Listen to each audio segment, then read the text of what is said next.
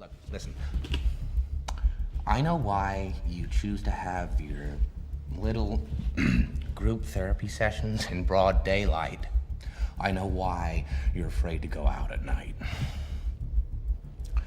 The Batman. See, Batman has shown Gotham your true colors, unfortunately. Dent, he's just the beginning. And as for the television's so-called plan, Batman has no jurisdiction. He'll find him and make him squeal. I know the squealers when I see them. And what do you propose? it's simple. We kill the Batman.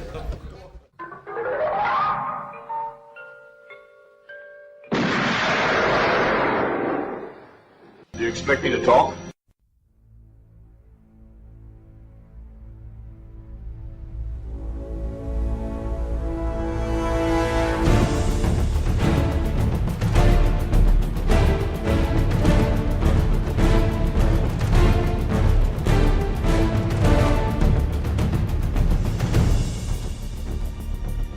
Hello and welcome to episode 82 of Do You Expect Us to Talk? I'm your host Becca, and as always joined by the inimitable Dave and Chris. How are you guys doing? I reckon we're imitable. Inimitable? Indubitably? She meant irritable. Imitated. Oh, right, okay. Well, fuck off, Chris. Irritable bad. It'll just turn into that sort of like Bedell and Newman sketch, innit? See that puddle on the floor? That's your swimming pool, that is. Yeah. That's My your mum, life that as is. a prostitute by your mum. See, see that turd with all the flies crawling on it that's been there for 5 weeks? That's you, that is. Yeah. I'm old enough that I saw them live. Oh, I never my got to God. see him live. Yeah, Showing your age. Yeah, well, I am, because I'd have been in sort of my late teens when they were sort of at their peak, really. But I did used to watch the TV show when it was on. Very wise experience, and then Urban Epidemic Yeah. Pieces. But anyway, Oh, what film are anyway. we talking about, Becca? Let's try and move our focus away, because we've got a absolute monster of a film to discuss. I think we need to take time out and say, look, we all believe in Harvey Dent, and get our review on of The Dark Knight. Starring lots of names to read out. Starring Christian Bale. people. Starring lots of people: Christian Bale, Heath Ledger, Maggie Gyllenhaal, that's how I'm going to pronounce it, Aaron Eckhart, Gary Oldman, Morgan Freeman, Michael Caine, Eric Roberts, and Anthony Michael Hall, if you can spot him. With a script by Jonathan and Christopher Nolan, score by James Newton Howard and Hans Zimmer, and directed by Christopher Nolan, and released in 2008. And don't forget Mandy from Hollyoaks, if you can spot her. Oh my god, yeah! Oh my life. That's going back a fair bit, isn't it? It Jeez. is. I couldn't believe it. I was just like, there's one scene like towards the end, and I was like, is that the nerd from Breakfast Club? And I was googling, it bloody well is. I was like, oh. But yeah, that lady from Hollyoaks as well. Oh my god. I'm pretty sure there's... It's embarrassing that we used to watch Hollyoaks. Anthony Michael Hall was absolutely unrecognisable in this.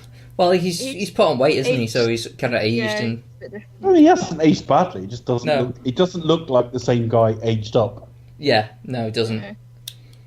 He's starting to look like a little bit like you imagine James Spader to look like, Yeah. A little bit like that. if that makes any sense. No, it doesn't. Because when you say imagine James Spader to look like, I've seen James Spader. Well, how- No, obviously but how if he you- looks kind of, yeah. you know, in his younger years, and how he looks kind of now, there's a bit of a disparity between the two, but obviously is. it depends on your But genes again, and obviously age, we're not- and, you know. But again, I'm not being critical at all. There's nothing wrong with him. It just doesn't look like you think Yeah. the No, how you'd adult expect him to version turn of out. that 16-year-old would look like. No. Yeah. Actually, before we get started, I've got a bit of plugging to do, if you'll indulge me. Obviously, Do You Expect Us to Talk started out as a Bond podcast, reviewing all the Bond movies. It And still is. We just don't talk about Bond films. no, eventually, when a new one comes out, we shall review it. But no, anyway, obviously, we're all big Bond Next fans. year, folks. Yeah. Shut your hand. Oh my god, don't. Well, that would Dave will probably be correct. It'll at least start with an S, and it'll probably be announced later this year. I sincerely hope. Well, And it'll they're be saying that directed by Sam Brendan Fraser's going to come Mendes. back now. It will be directed by Sam Mendes as well. Not Nolan. No, not Nolan. No, we don't. Nolan ain't doing this one, I promise you. He's already made a Bond film anyway. It's called Inception. Anyway, but no, No, There's it's not. about 5 minutes of it that looks a bit like On Her Majesty's Secret Service. no. Anyway, That's only because I it's just like an action scene at snow. You know. set in snow Yeah. and uses gadgets. Anyway, I'd just like to spend a few minutes plugging Cue the Music, obviously a James Bond tribute band headed up by Warren Ringham. He's got a couple of shows coming up between now and Christmas time, and a couple of upcoming dates. 18th of August, he'll be at the Harlington Theatre in Fleet. In the 20th of August, Buxton Opera House. On the 24th of September is the New Theatre Royal in Lincoln. And on the 1st of December, he's got the big show coming at Camberley Theatre in Surrey. So if you're anywhere near any of those locations... It's Camberley. It's Camberley! Actually, I think the big one's probably going to be at Fleet. I've seen his show there twice now, 2 or 3 times. The big one's going to be wherever Warren is, I'd imagine. Go see When him, he folks. goes, it always follows. He takes his big one with him. Well, he is the lead trumpeter, don't you know? But He's also father. He won't bring her to the show, but he's also father of the cutest toddler in the world. she is the cutest baby ever on my life. She's so You've cute. never seen a smile like it. She's really You just pretty. wanna- Girl. Lovely family, full You've got to stop. nibble her cheeks whenever you see photos. She's so sweet. Yeah, lovely family, full stop. Beautiful, beautiful. But anyway, no, I can't I can't recommend Cue the Music higher enough. Recognise them.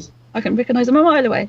But if you're anywhere near those venues, please go and get yourself a ticket. They're selling fast. I don't believe they're sold out just yet, but there are some seats available. Go and see them live. Best tribute ever, best band ever. And they're kind of their running order kind of like chops and changes. So some shows you'll see, them perform some songs. Other songs will be performed at other shows. But go and miss out. Check out their website. Check out they're on Twitter. They're on Facebook. That Just Google Cue the Music. mouth-watering review there. At some shows, they play some songs. At other shows, they play some songs. Take your pick. Like- Never know like- what you're And, gonna get.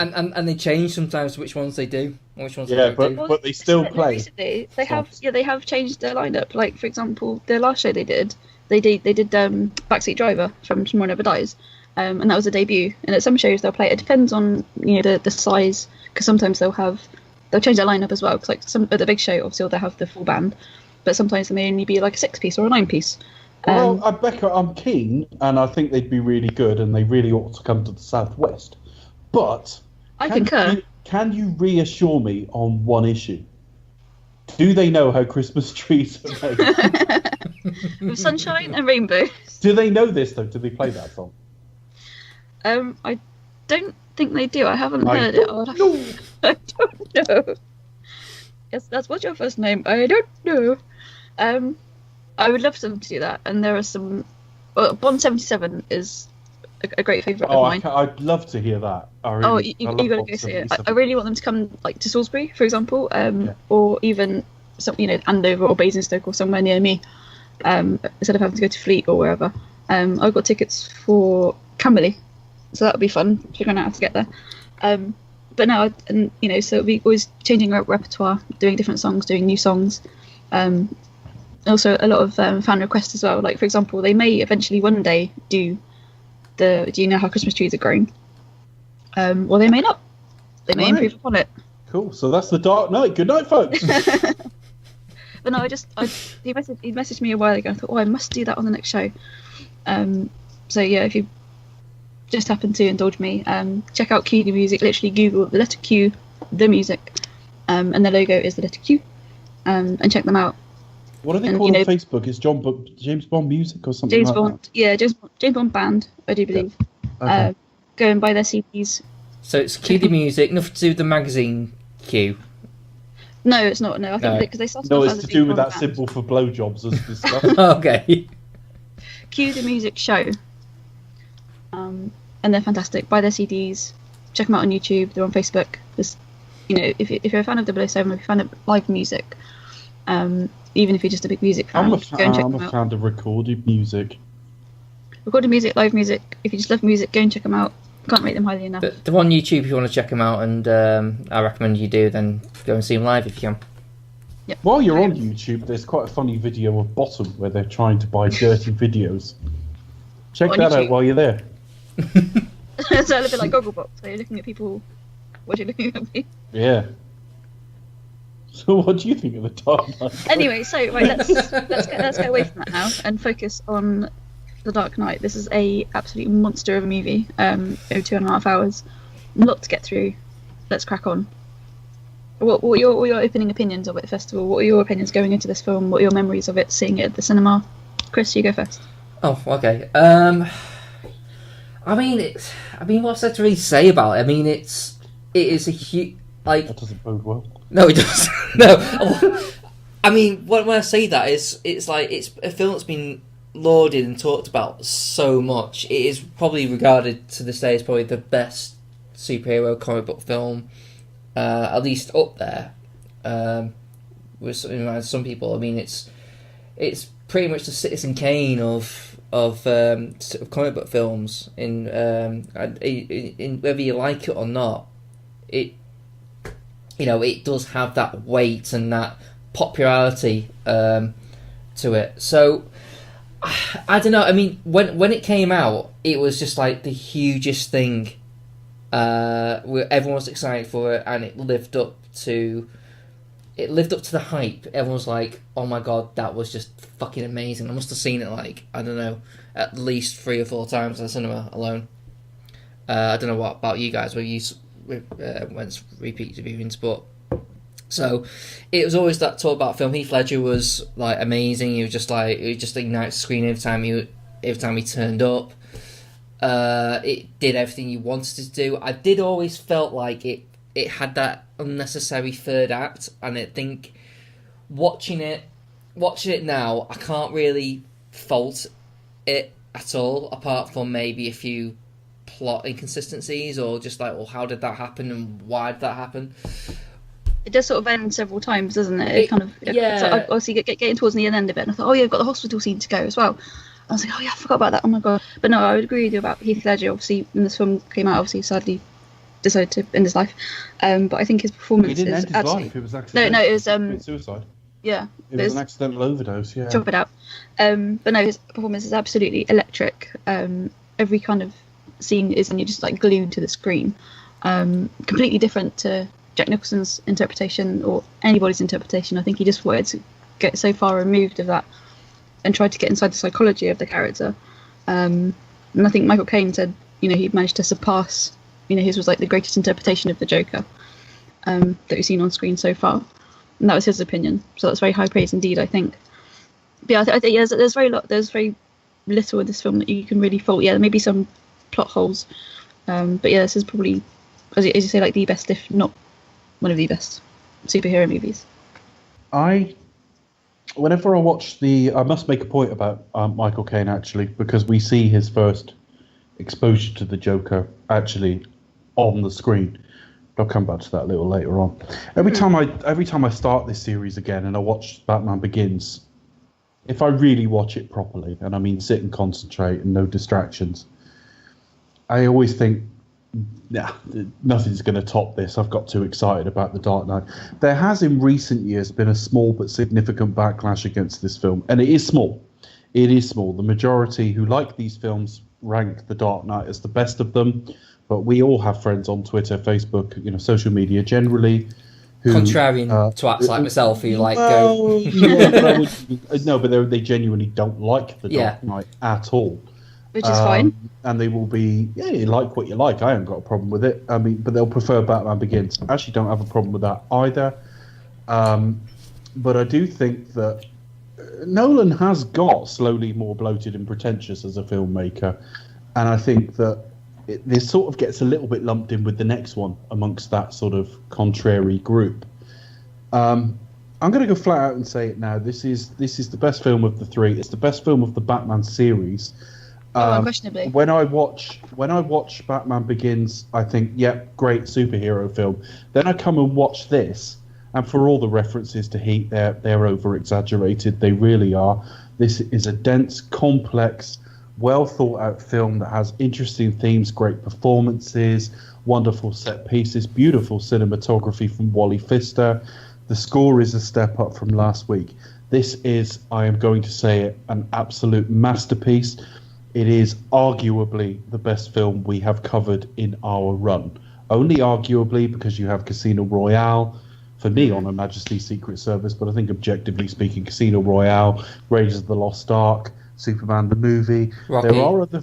Rocky, yeah. There are Rocky, other even films. Rocky. There are other films... Rocky 4. There are other... Die Another Day, you know. There are other films we've covered that are close. Superman 4. Oh, shit, yeah, I didn't think of that. I had a really Special important mention message to tell you. Special It's mention not the to same- this film Superfan isn't Julian the same- O'Hare. This film isn't the same without a drunken leading lady. I think this is probably the best film we've covered so far. This is actually the film. This is the reason we have 8, 9, or 10 Best Pop Picture nominees every year, because it missed out on being in the top 5, and that really caused the Academy to rethink. I couldn't care less whether it won Oscars. Actually, I do think it's easy to look at Heath Ledger and say, well, it was posthumous, so it was a bit of a sympathy vote. I think he would have won had he survived. Yeah, I think he would have And won had anyway. he not, I think he would have got nominated. I'm not entirely sold that he would have won, but I say that, but actually, I can't remember what he was actually up against. Nor can I now, but I do remember at the time thinking actually that is probably the strongest performance. Yeah. It's a very special performance. Now I've watched it again today, as much as I think Bale's lost a little bit too much weight over last week. And I do have problems with the way he looks, particularly in the original outfit, but we'll come to that. I do think it's his best performance of the 3. I think it's Michael Caine's arguably his best performance of the 3. I could actually lean on some of the things he does next week. I think this is an absolute masterpiece, and I think as much as you're looking at Michael Mann and others, and you'd have to be blind not to see those, to see comparisons. But actually, I see both a bit more of sort of Sidney Lumet in it, of the sort of 70s films. But I actually also see those comic books I talked about last week. You know, you go and read something like The Long Halloween, and it's Carmine Falcone, and then the sort of second most. The second biggest crime boss is Sal Maroni within the you know, and it starts off, it's Commissioner Loeb, and the themes and nature of it is a lot closer to its comic book origins, although the sort of sort of serious themes of the later era sort of trade paperbacks, if you like, than perhaps I thought at the time. I think the most influential comic book film of this year was actually Iron Man, because of what we've got since with the Marvel Cinematic Universe. This film had less of a footprint than we thought it had. Yes, films like The Amazing Spider-Man, the reboot, came along and tried to ape it, and you do get these darker films now and again. But actually, the future was an awful lot more colourful than we would have thought in 2008. This is a very much a George Bush era film. I think it's going to be part of its era as we look back. Oh, definitely. You think of, and I'll get to where, I mean, everyone says, oh, 9/11 allegory, and I get tired of hearing that on things like Now Playing, if I'm honest. They went through a spell of everything being a 9/11 allegory. Anchorman, well, it's a 9/11 allegory. You know. Not really. By the way, for any listeners, when we put on Facebook, do you expect us to talk Team Assemble? That's not an Avengers reference. It's an Anchorman reference. News team, assemble. Yeah. Do people actually think it's the Avengers? Yeah, they do, because Avengers Assemble. Yeah, It could be either. It's an Anchorman reference, which is obviously probably sort of stolen from the Avengers, but that's what I always think. I did kind of assume we're it a was bunch of Anchorman villains, over like the Avengers. Anchorman teams. But yeah. Yeah. Spanish yeah. language news team. Yeah. I was reading earlier. Some was saying was best fight scenes in films, and I thought, well, Anchorman, obviously. Anchorman, clearly. This, like I say, there is a small but strong backlash against this film. Happy to respect everyone's opinion. If you prefer The Rises or you prefer Begins, that's absolutely fine. If you don't like Christopher Nolan, that's fine too. But as far as I'm concerned, it's still in Christopher Nolan's top 3. Possibly top 2. I could debate that on different days. I think this is a very, very special film. Can't wait to go through it. Worry about how long we'll be recording the damn thing.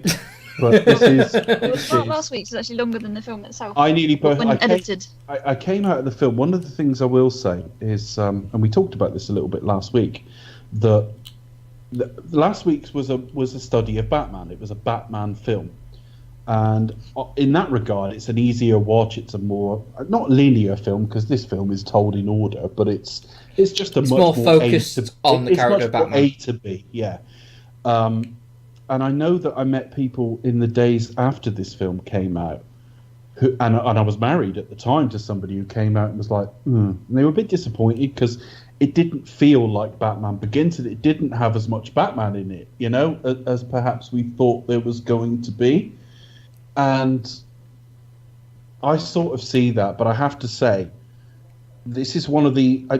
there's a handful of films since I've been back home in my hometown, which is about 15 years now, that I can sort of point at as they blew me away. And they're not necessarily, in every case, the films that I still feel that way about. I can point to Return of the King. Now, I don't even think that's the strongest of the Lord of the Rings films, but it was the one where it clicked for me. And them going up, in Mordor, up the mountain at the end, got to me a little bit. I think of Kill Bill, I think of Eternal Sunshine of the Spotless Mind, and I think of there's one or two others, but I think of The Dark Knight as well, where I came out and I was almost in tears because they nailed it. And there was a lot of hype around this film, but it was a different type of hype. It's the first time I ever heard the term viral marketing. The term viral seemed to be, if not come from, then at least be popularized by this film.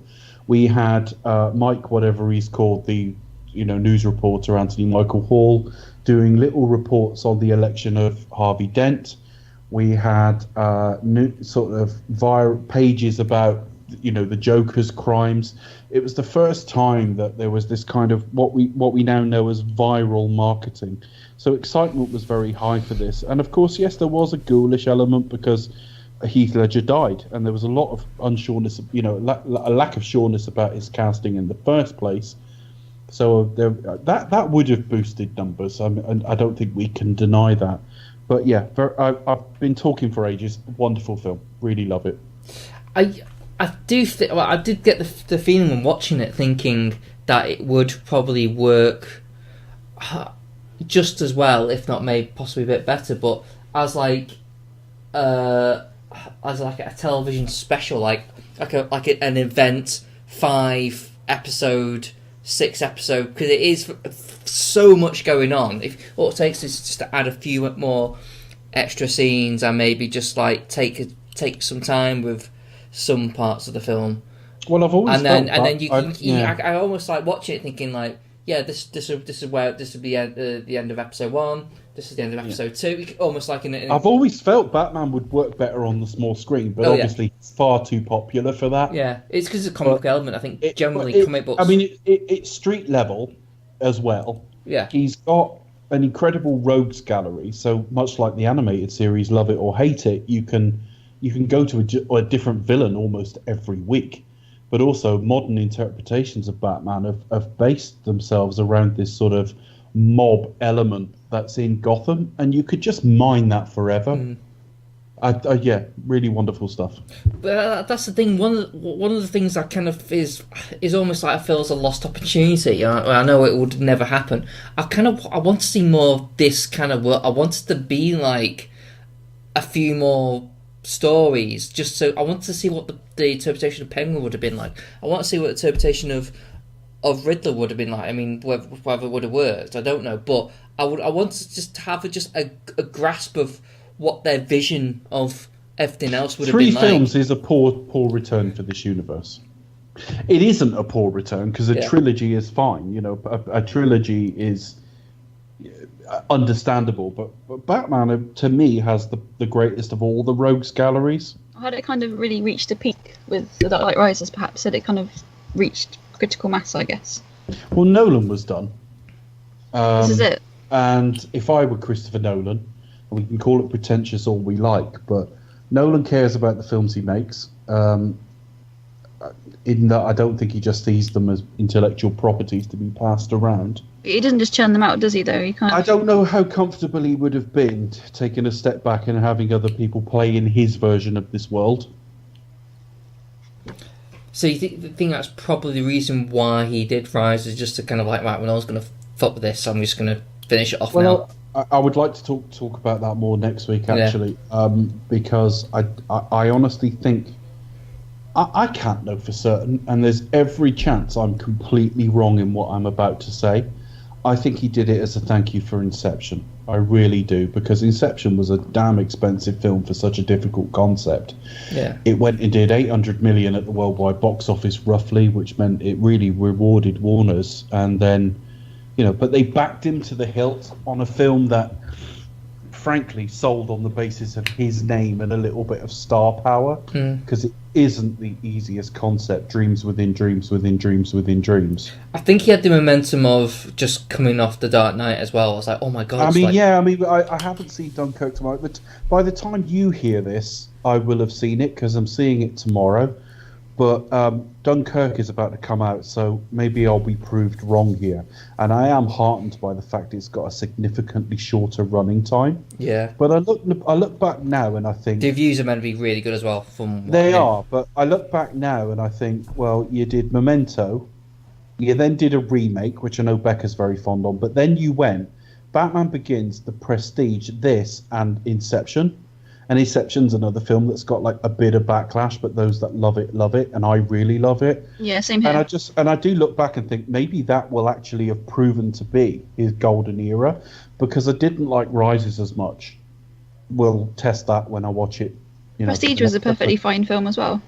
I love The Prestige. I thought it was really great, but I don't like... It's arguably his Rises. best film by some people's opinion, which I absolutely respect. I'm not sure that I would put it top, but I totally get why you would, and I think it's really great. But I didn't like Rises as much, and I thought Interstellar, not in themes and style, was like a weaker Inception. I do wonder if we've actually seen the best of Christopher Nolan. But having said that, I'm about to go and see a film that might disprove that, and who knows what he'll do in the future. A lot of people are actually calling that a masterpiece, aren't they? Well, this is smack bang in the middle of what was like his first golden era, if you like. Having a renaissance. Yeah, this is like him at his peak, really. This in he said Interstellar then, but Inception. You meant Inception. Yeah. This in Inception. But though Dunkirk does seem to be like a lot more straight, like sort of A to B kind of like films that could just be like Nolan not putting anything fancy on, just good, honest filmmaking. And it's not like he's been humbled, because although it didn't do as well as Inception, Interstellar did pretty well. When I saw the running time, it struck of Dunkirk, which was like an hour and 3/4 or something. I looked at it and thought that is like a film from somebody who's just had a flop, but he hasn't actually. So yeah, I thought he was getting ever more pretentious and ever more bloated. And you could look at this film and say it was part of that trajectory, but I'll try and divorce this film from the man's sort of career, if you like. Taken on its merits, I see what everybody's saying about crime dramas, and it's got just happens to have Batman in it and all the rest of it. But go and read some of those books I just talked about, and you will see this Batman in it, albeit it's a bit less stylized here. But he was in the middle of a sort of morass of corruption and sort of crime families. I think what makes this film great, I think what makes it work for majority of people, I mean, whether you love it, you hate it, but it is one of those films where film study students write essays on. Like, it's one of those great film studies essays, isn't it? But the thing is, they can write essays on it, and you can have 5 film students hand you in an essay on about The Dark Knight, and they could be completely different. It's that rich into it's that. It's rich. It handles its running time so well as well. It's so well paced. I mean, I looked at camera I work. mean, for example, if you wrote out where things should happen in the film, and as I say, we'll go through it in order in a minute. But when you look at where things should happen, you think destruction of the Batmobile. I looked at it and thought, theoretically, we should be about halfway through the running time. And out of a 2 hour 32 film, we were at something like 118, almost bang on. this film is almost perfect, and we're going to stop like apologising for it now. We're all going to speak really highly of it now. I'm just cognizant of the fact that there's a vocal minority out there who seem to think this film is terrible, and I don't know what they're getting at. I mean, to be honest, technically, it's not terrible. It's definitely competently made. I think what it is. I think partly. I think people see pretension in it, Chris. Yeah, I think, and I do get sick, and there'll be people listening to this who will literally think I'm talking about them. I promise you, I'm not, because I've been hearing this for nearly 10 years now. And some people will see Nolan and automatically think equals pretension. No, I keep hearing heat ripoff, and I just think no, it's not actually. And to be honest, I'd watch this over Heat in a heartbeat. Heat is overblown, overlong, and massively. Oh, overrated. I love Heat, but then I've not seen it in ages. No, I like Heat. Don't get me wrong. But, no, yeah. I mean, could it be film. the two sides of the same coin kind of aspect? Yeah. It could be, but I mean, Michael Mann films. I mean, the signature for me is when I watch Ali. Now, as we found when I went through the Rocky series, I know boxing fairly well. Muhammad Ali has had one of the most interesting lives and careers you could imagine, and it coincided with such a turbulent time in American life and politics. And Michael Mann managed to make quite a boring film out of that. And I just think, how do you make a boring film out of Muhammad Ali? I can't understand it. There were bits of it that were fine, but it was so fucking ponderous and overlong and a bit shit. Christopher Nolan has had ever-increasing running times, but there ain't a lot of downtime in this film at all. No. You know, and when you look at something like Heat, the whole Amy Brennan thing, you know, the sort of love story for Robert De Niro, utterly fucking pointless. I mean, I know there's that bit about you've got to be able to walk out the door, and that's ultimately its downfall, but it is the cheapest of most obvious fucking plot device. Michael Mann's forgiven because I really fancy Amy Brennan. and have since NYPD Blue in the early 90s. But, yeah, the point Excuses. Is this why you secretly like Daylight starring Sylvester Stallone? Daylight. Oh, okay. I haven't. Although I really wanted to. Because of her, naturally. Yeah. Yeah. So I mean that's it for the being defensive part. We're just going to go through and praise it, and that's an into it, I'm afraid. But I did just want to sort of address that whole business of, you know, it's pretentious, it's this and that. No, it isn't. It's actually a really fucking masterfully told story, and it's a lot more comic book than people give it credit for. Yeah, I can understand that. I mean, it does kind of respect the characters. I know fans will disagree, some fans will disagree, and that's fine. I mean, I'm no comic book expert, so I can't really say. But from my view, my interpretation, it kind of, it at least it respects it in the sense that this is an adaptation, and you have to sort of like, when you think about Joker, here, you know, Nolan's sort of idea is like, okay, what would Joker be like in the real world sense, you know? And he kind of, it's more of a dark, a bit more of a real, like in a more sort of like, okay, if he would generally would exist in it like today. He's unlikely to have been dropped in chemicals. Yeah, it'll be something more along the lines of... be something like that. But when I think about the key aspects of the Joker, I tend to think of something like The Killing Joke, where you get elements of his backstory, but his backstory is completely unreliable. Because I think he's got a line in it where he says something like, I like my backstory to be like multiple choice or something like that. Because every time he tells the story, it's a bit different. We don't know where he comes from. He's this force of nature, really. And his only real goal is anarchy. And he kind of changes his mind as to what he wants. And there's sometimes a bit of sardonic comedy there. But you can't do, I don't think, the sort of Arkham stroke animated series Batman live action. I just cannot imagine 2 hours of a Mark Hamill take on this. And I think Mark Hamill's brilliant, by the way, but you've just got to do it slightly different. You know, well, there you go. How I sit, and I think this is what helps me through. If I ever go like, oh, that's not what Bane's like in the comics, or this is not like what that's like in the... I kind of look at it like this. Nolan's take on the Batman series is kind of, I always see as, you look at the comics and you think of like, you know, all the stories come from it. You're thinking about myth and legend, and you kind of look at it this way. This is an adaptation of that myth and legend, and if you kind of look at it from a certain point of view, this might be the reality of which the myths come from.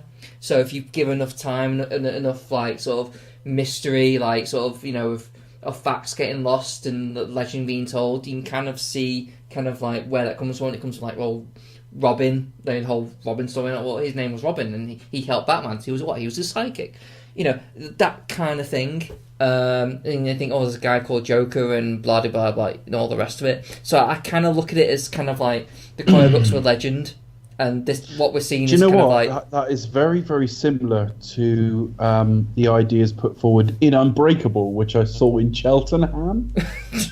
Cheltenham. In that, yes, it is our version of myth. I mean, I don't really. I go in very aware of those sorts of points and those sorts of arguments, but frankly, it drew me in, and I got a little bit emotional watching it this time, and I don't mean tearful, but there was a bit just around the point where there's the big sort of chase through the tunnels of Gotham, you know, the sort of trying to capture Dent bit, where I almost got a bit emotional because I was looking at it thinking, this is as good as it will ever be. I was around for it, and I'm privileged. There'll never be a Batman film this good again. That said, what you do is you get a more stylized version that's maybe even more comic-y, and maybe we'll love that. You know, maybe there will be like an Arkham Asylum type film, and that'll be wonderful. And you won't really compare it to this because it will feel so different. But I sat and watched this today and yesterday and just thought this is actually as good as it gets. And it's often called pretentious, I think, because it doesn't look very comic book, and it aspires to having themes, and I think that's often seen as a disdain for the material. But if you go and read some of the material, it's very, very, very based in its origins, much more than you might realise. But the other thing is, stylistically, it's wonderful. I mean, the use of IMAX in this, that was trailed quite heavily before we got there.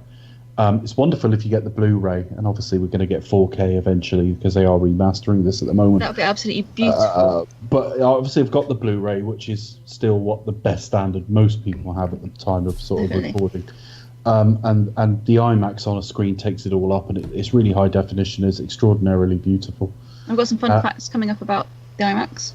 Okay, excellent. We'll get there. All right, shall we discuss this film sequentially, folks? Yeah, go on, team. We're that nearly 40 minutes in already, so...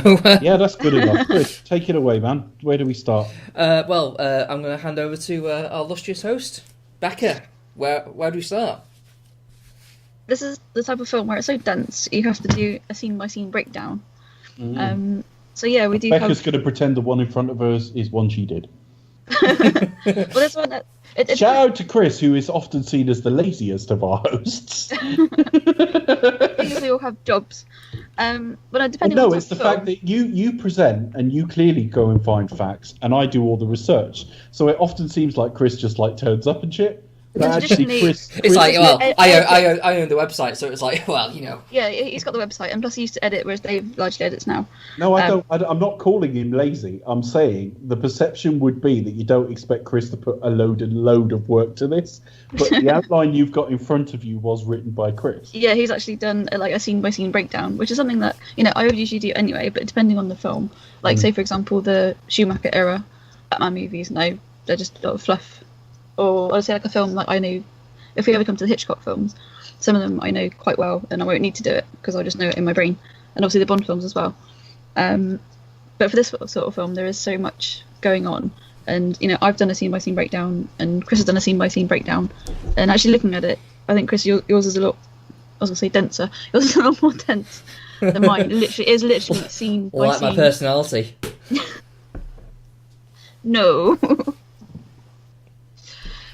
So yeah, shall I be quite cheesy and just read these sentences off as you've written them now? No, just Do whatever No, you also, want, yeah, Becca. It's your notes or whatever. You're free to elaborate as much as you want. So it's No, just that's there to kind of like, oh, this is that scene. Now carry on. as a mental prompt. So we can publish this. So we open up with an attempt. I think There's a raid on a bank. I think people will be disappointed. But oh my god, I wonder what's it. Oh, is that it? Oh, boring. Why would you publish it? It's top secret. Nobody can know what we've written. So we open up with a bank robbery, and then we learn it's. Well, you don't know he's the Joker by name, but it turned out to be the Joker and his cronies robbing, essentially like a mob bank. We all kind of did because it was released in the IMAX. We all know. Yeah. It was it like the first 6 minutes? It was like the first kind Something Yeah. like. released in IMAX. I think was it trailed. It was probably. I think it was a little bit before the actual film came out, didn't it? Because I remember paying money to go and see it. Didn't they put it before the Golden Compass or something like that? Something like that. Oh, there's a series that needs to be remade That or a again. Harry Potter film. It's one of the two. Yeah, it's one of the big ones. I'm so gutted that the Golden Compass never really took off because it's such a great series. But anyway, that's by the by. But what I like about this scene is you've got. So I'm a big Ninja Turtles fan, and you've got the two really awful films that have come out. And I've just forgotten his name, so I'm going to look him up on IMDb.com. Kevin. Kevin. Oh, you mean the bank manager? The bank manager. Yeah, who William Fincher. May or may not be. Yeah, that's the one. Yeah, who may or may not be Shredder.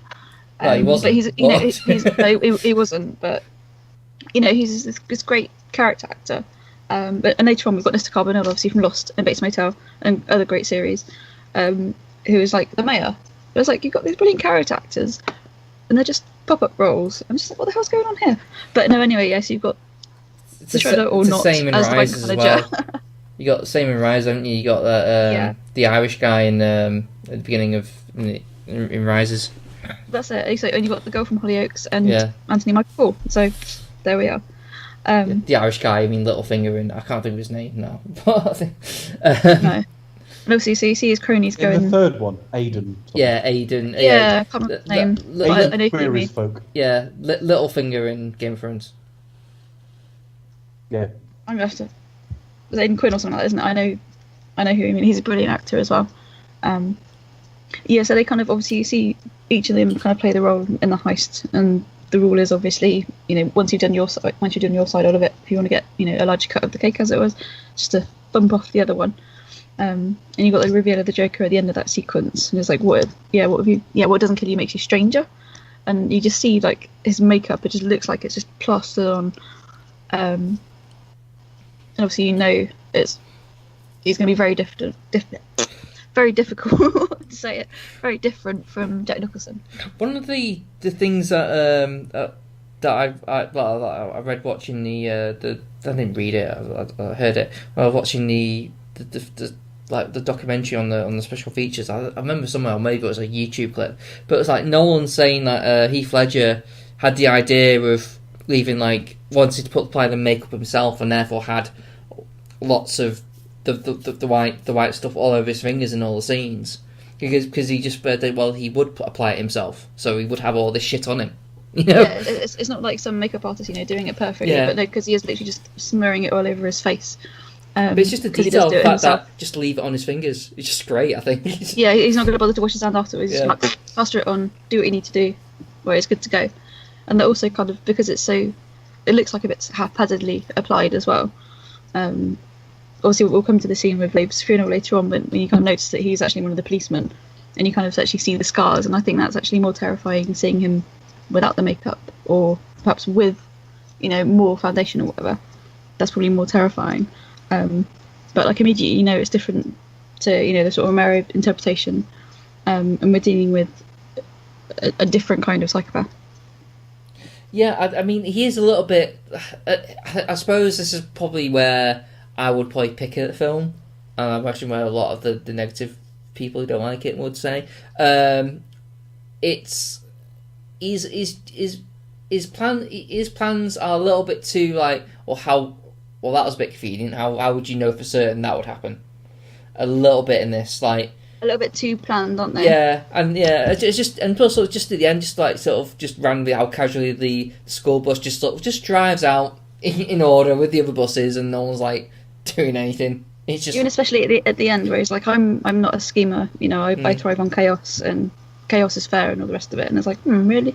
But No, hang on, that's what it that's is. not the same as saying he doesn't plan anything. Well, no, that's it exactly. He's obviously got it all lined up. It's just his so- goals are a little bit all Little over bit. the place. That's Yeah. all. yeah. I I mean, mean, yeah, here he's stealing from the definitely- mob, isn't he? Right now, he's like, He Yeah. is, yeah, Yeah, definitely. it is.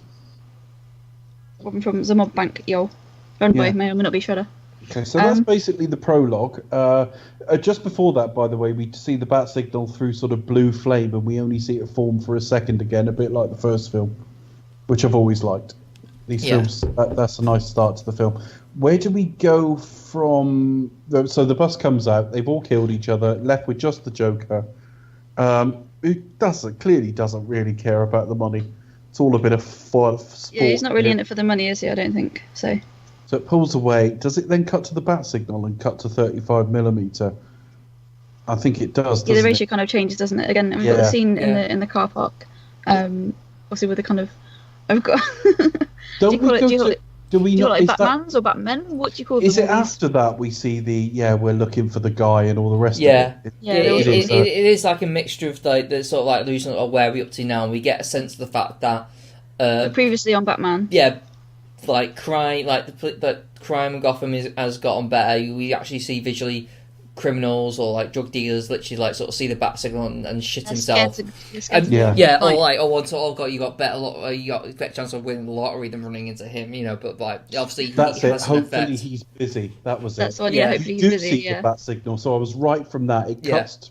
It cuts from the train of sort of buses, as in the line of buses, to the bat signal, and it cuts to Yeah. 35mm, and it's partly Gordon saying we just like people to know he's there. Yeah, so that, we're there for him. Sort of. Plus, you got the police sort of saying, "Oh yeah, we're actively sort of running investigation." It's like suggestions, Bigfoot, Elvis, and things like that. You know, Like, again, we've kind of got the beginnings of these sort of themes. That do we need Batman around?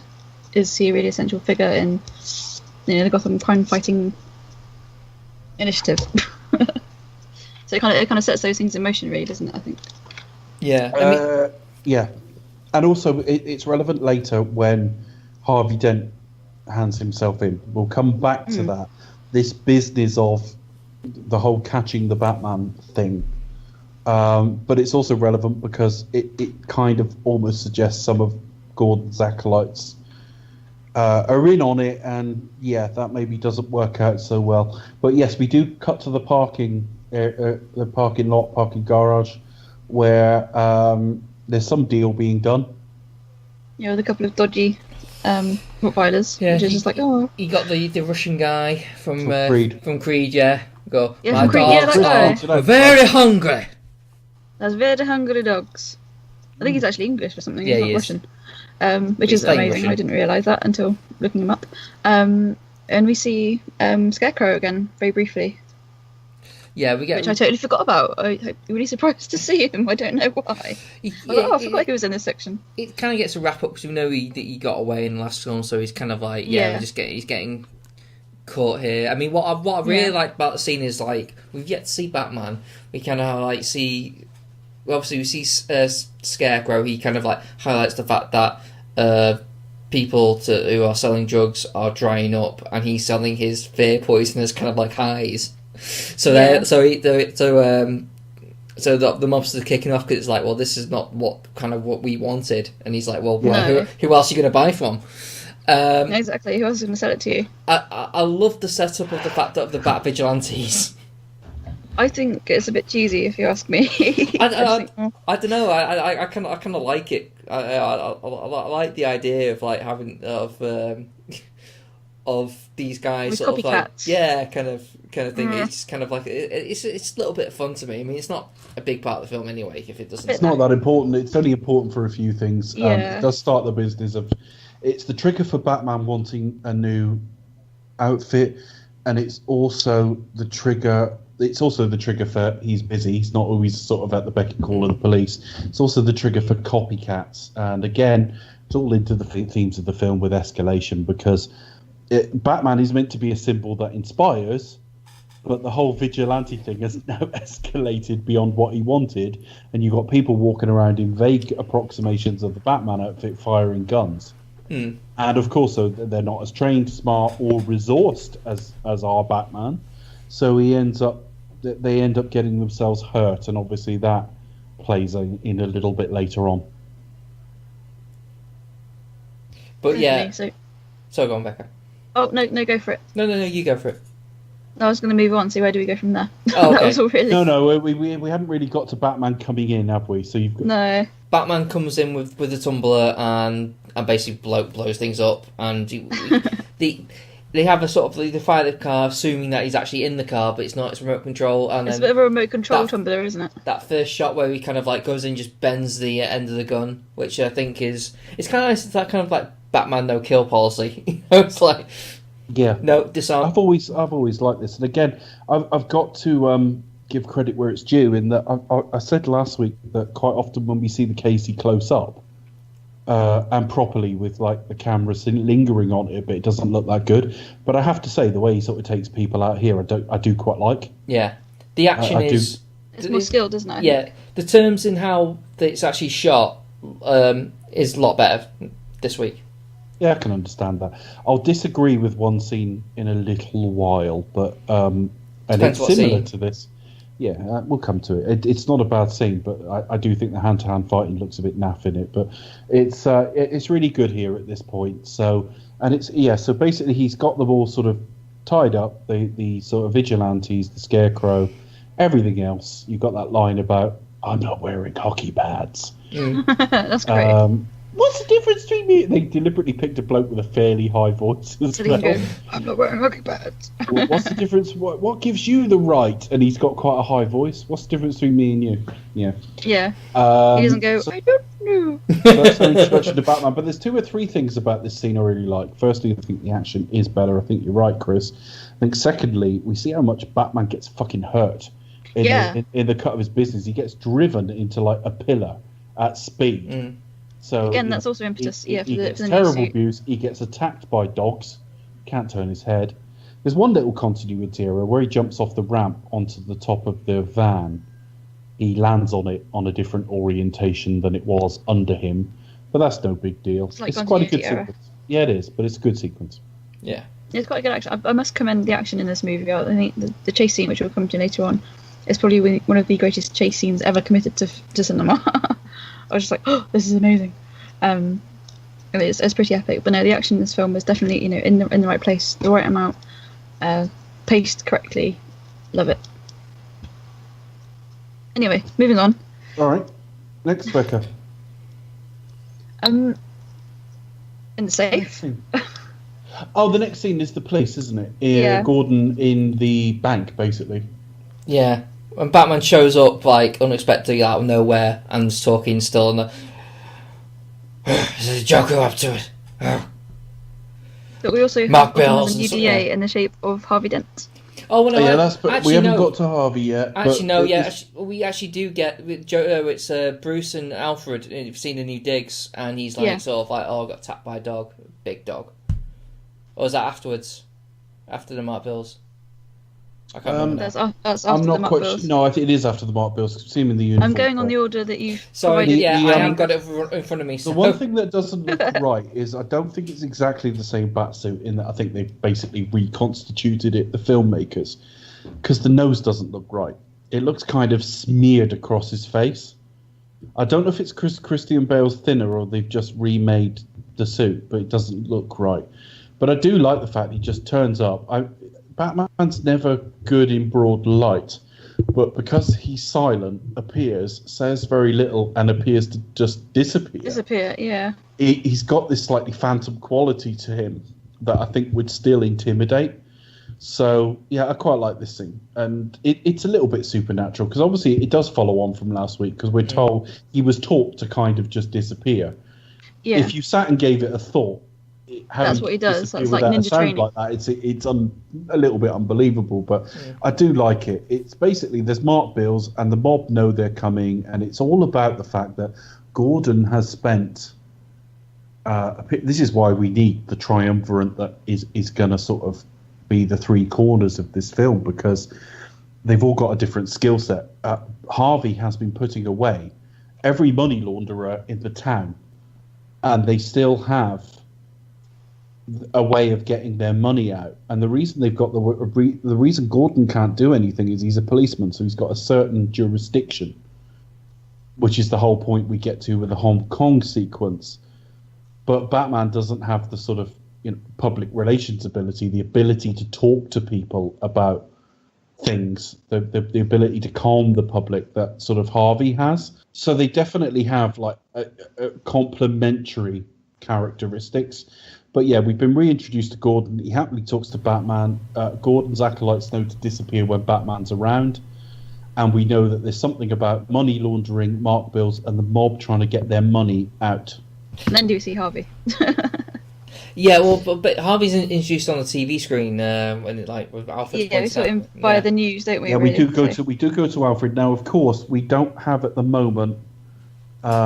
We don't have the Bat Cave because obviously Wayne Manor burnt down. This is set about 10 months later, and so they're in kind of they're under part of. It's kind of like a big warehouse or like an underground. They're under Wayne. Well, I was about to say Wayne Tower, but there's several Wayne buildings. They're under one of them. Yeah. The Tumbler's in there, as is this universe's version of the Bat computer, and they're clearly watching. He's watching Harvey Dent. So there's several things we learn from this. Firstly, we see how bruised and battered he is. This is the sort of continuity. This is one of the continuities that jars with that idea that Alfred was a former army medic, so he does sort of patch Bruce him up a little bit. Also, the fact that he has eyes everywhere, that's going to come back into play later in the film, and where we push the George Bush sort of themes of this film. But he's watching everything Harvey Dent does. There's a suggestion that's because of Rachel, because Rachel is dating Harvey Dent. Rachel, played by Maggie Gyllenhaal this time, not Katie Holmes. And yeah, so we're introduced to the fact that there might be some hope in this guy. Yeah. There's something about this new district attorney, all part of the viral marketing as well. There were interviews where Harvey Dent would go on that news show with. Believe on Harvey.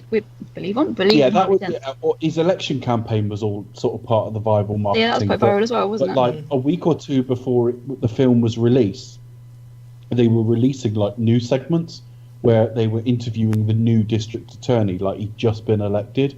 So at the point where the film starts, he's been elected within recent weeks. So we get the sequence. So yeah, it's talking about limits as well. I mean, you've got Alfred saying know your limits. Women, know your limits. No. I don't know, but embroidery and kittens, and that's suffice. Guild standard. That was also based on a comedy sketch show. I'm not imposing on that joke. Anyway, moving on. Yeah, Batman has no limits. Well, can't afford to know. No. Yeah. No. Anyway. Okay. Yeah, obviously that's the thing that sort of gets repeated later on. And then where do you go to then? Court scene. Yeah, the court scene. We go to. This is kind of a. I always think this is a little bit of a reference to the original continuity of how he became Two-Face. Yeah. In that there was an attempt on his life in the courtroom. I actually really like this. What a lovely way to introduce him. We're introduced to the coin. Because he's got the coin for the thing. He's running late as well, which he's running. Yeah, he's running late. He's desperately into organised crime because we've had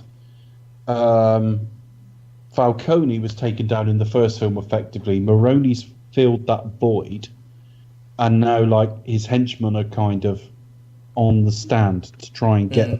Yeah, but they've obviously been got at, so they won't testify against him. But then he gets a gun pulled on him, and he immediately he's not only does he stay calm, disarm the guy and punch him, so he's a bit of a hero that way. Yeah, he kicks ass pretty much, doesn't he? He's a bit of a... But the court wants to like stop because of what's just happened, and he's like, he's like, no, I'm not done yet. So it comes across like a one line, doesn't it? So like, but I'm not done. Yeah, but I think it's pretty good shorthand for. He's got a very good way with Rachel.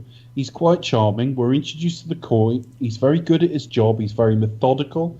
When push comes to shove, he's quite brave. He's got a wonderful temperament, and he's not frightened to take on the mob. So a lot got across in that sequence. Balls of steel.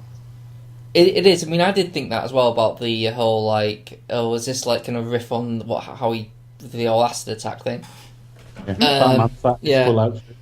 I mean, like, it's little things like how does someone sneak in a gun to a court hearing? I don't know. But okay, I guess we'll just have to, like, it's like acid, I guess.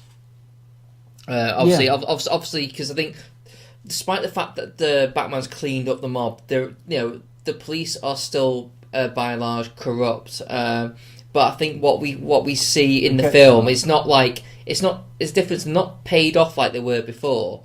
I think now they kind of have to kind of like go with, well, threaten your family. They leverage fear, and they leverage. They pick on the weak effectively, and I don't necessarily mean weak of nature, but people who have pressure points, as we get to people in hospital, people with heavy medical bills, that sort of thing. Yeah. So it's a little bit different this time. So obviously they've had to go desperate as well. So absolutely. So we've been reintroduced to Dent. We've been reintroduced to Batman. We've been reintroduced to Alfred and Batman's. And the next scene. So that's what's next. The next scene is Rachel. This is straight after, and Rachel is surprisingly enthusiastic. The fact that someone's just pulled a gun on him, given the fact that her last boss, stroke boyfriend, got shot doing his job. Yeah. So she's if you're doing it wrong. Yeah. She's very, very cheerful about that. She's a bit like, plucky. It's like, hang on, fucking hell. Yeah. I've always had mixed feelings about this. I think I said it last week that for continuity, I'd rather have had Katie Holmes, but then I watch a couple of scenes this time and think, I can't imagine Katie Holmes doing that. Yeah. So I don't know. Katie Holmes would have played it better. She would have played it like how she did. She would have been a little bit more like. Actually, I can't imagine saying that line, but she probably would have delivered it different. She would have made it a little bit more kind of ironically, a little bit more like, well, sort of if you're not getting shot, you're not doing your job right, I guess. A little bit. I think all the film's trying to get across at this point is that there's like a playful bond between them. And it's probably their excitement with him as well. It's like, oh my god, this guy's getting shit in. Yeah, they're dating. We take a while to find that. That's implied from the very first time Alfred and Bruce are talking, but obviously it's not really confirmed how close they are until we get to the restaurant scene. And then in the corridor they they establish that that Harvey's going to meet Gordon, and she's a friend. He's be nice to him, and then we go straight to Harvey meets Gordon. Yeah, and I think this leads right into what you're saying about corruption still being rife. Gordon is working with a load of people who've been either indicted, investigated, or whatever, and he doesn't really have any say. He's got to work. He works in an imperfect world. He knows he does. It's almost like, you campaign in poetry, you govern in prose. Harvey's just been campaigning. He's not been DA very long. So he's got a lot of idealism about him, and Gordon's there, a little bit older and a little bit more sort of, we make do. Nothing's ever perfect. Yeah. And he does say, I think he says, Gordon says to Batman in that earlier scene that once we let him in on this, he's going to want in. He's going to want part of this. And he does say to him, if you're trying to hit them where it hurts financially, that's great. Lau, we tried to get. No, we don't. That's a little bit later on. That's on the roof. Sorry, but he insists he wants to meet Batman. Yeah, it's just kind of like it's kind of like a different turn. You imagine this guy being by the book and being like, no, you can't trust like a random vigilante. What you're doing, but he kind of like is seeing a bigger picture almost. He's saying, look, I want to meet him, I want him. It's relevant when we get to the restaurant as well. He sees himself as Batman's long-term successor, but not as the Batman. And Batman sees him as his long-term successor. You've got the other thing is, I will just say, and I don't want to keep going on about comic books, A, because I don't know them that well, B, because those that I do know I've kind of forgotten sort of most of anyway. But I do remember that from a comic book where you had them stood in a triangle on the roof by the bat signal. Those three people stood talking. As I say, there's a lot more comic book in this. Bizarrely, last week is more of a comic book film than this, but I feel almost like there's more comic book in this. In that I see lots of things where I go, yeah, I kind of recognise that. So Gordon has met. There's clearly some antipathy between the two. There's an implication that Harvey had some rather unflattering nickname that it's not revealed, but I think anyone who does know any of the comics guessed at the time. Where do we go from there? I like Gordon's throwaway line. I don't know what that is. I think Yeah. that's Know about quite that. fun. It's like, yeah, we all know what your nickname is, mate. Yeah, we all know you're Gotham's White Knight as well, so it's a little bit, okay. That's so interesting. Yeah, that really struck me. Obviously, you've got the two, obviously got Two-Face, which we'll know later on, and the White Knight does the complete, separation of the two. No, the White Knight's a bit on the nose because obviously the Dark Knight is Batman. Well, yeah, that's it, and you've got that And as also, well. So, when later on with The Dawn is Coming, well, that's talking about crime, but obviously he's there to represent hope. essentially, Yeah. knight in shining armor. Yeah. So where we go for there, Becca? Boardroom meeting. Got this is where we meet Lau for the first JD time. Mr. Lau. Yeah. We're reintroduced to Lucius. The thing that confused me, again, I don't know whether the original Wayne Tower was damaged in the last film, with where the train came down and stuff. I'm not sure. But obviously it's a different Wayne building they're in this time. So it's another thing that sort of cements the visual disconnect between the two films. They're in a different Wayne building. But Lau and Lucius are putting together some business deal. I don't think we're ever really told what. No, it just turns out to be generally shonky. Bruce is sat there but falling asleep. I think that's quite funny. And you've got Mr. Reese as well. Very comic book. He goes about his day's procedures, like half looking out the window, wanting to be out there. Yeah, definitely. But at the same time, you're going to be living a double life, working two jobs. You are going to be cream crackered, aren't you? Well, he's literally been up all night fighting crime. I mean, like he was there. He was at the parking lot at night, and by early hours of the morning, he's there at the bank, sort of like mind-numbing board meeting. So of course you're going to be sleeping, aren't you? So fair enough. So yeah, I just think it's the point here of this scene. The whole point of this scene is twofold. It's two or threefold. Firstly, it's introducing us to Lau, who will come back later. Secondly, there's the reference to 8% growth in his business every year, which is not only rather uniform but rather high. So there's the immediate suggestion of money laundering, and I got that immediately. I immediately thought, well, that must be related to the previous scene. He's money laundering for the mob.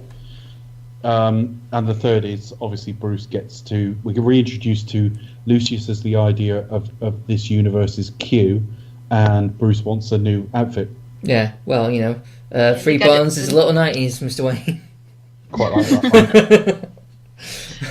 There's a lot of levity and brevity in this film as well. There's a lot, not brevity, a lot of light moments and sort of comedy kind of sprinkled in here and there, which really kind of breaks it up. I think it's not too, despite its like gritty and tough demeanour, there are some light moments which are done and handled really well. I think there's quite a lot of levity in this film, and it's more now the more I think about it. The films that tried to ape this by going dark, I think missed it entirely. If they go too dark, there is a danger of going too dark, isn't there? There's a lot of films. There's a lot in this film that's kind of funny. Almost everything out of Lucius' mouth is quite funny. He has some great lines in this film, doesn't he? Alfred's got a few funny bits. Yeah, this is quite amusing in places. We are aware that Lau is doing something dodgy.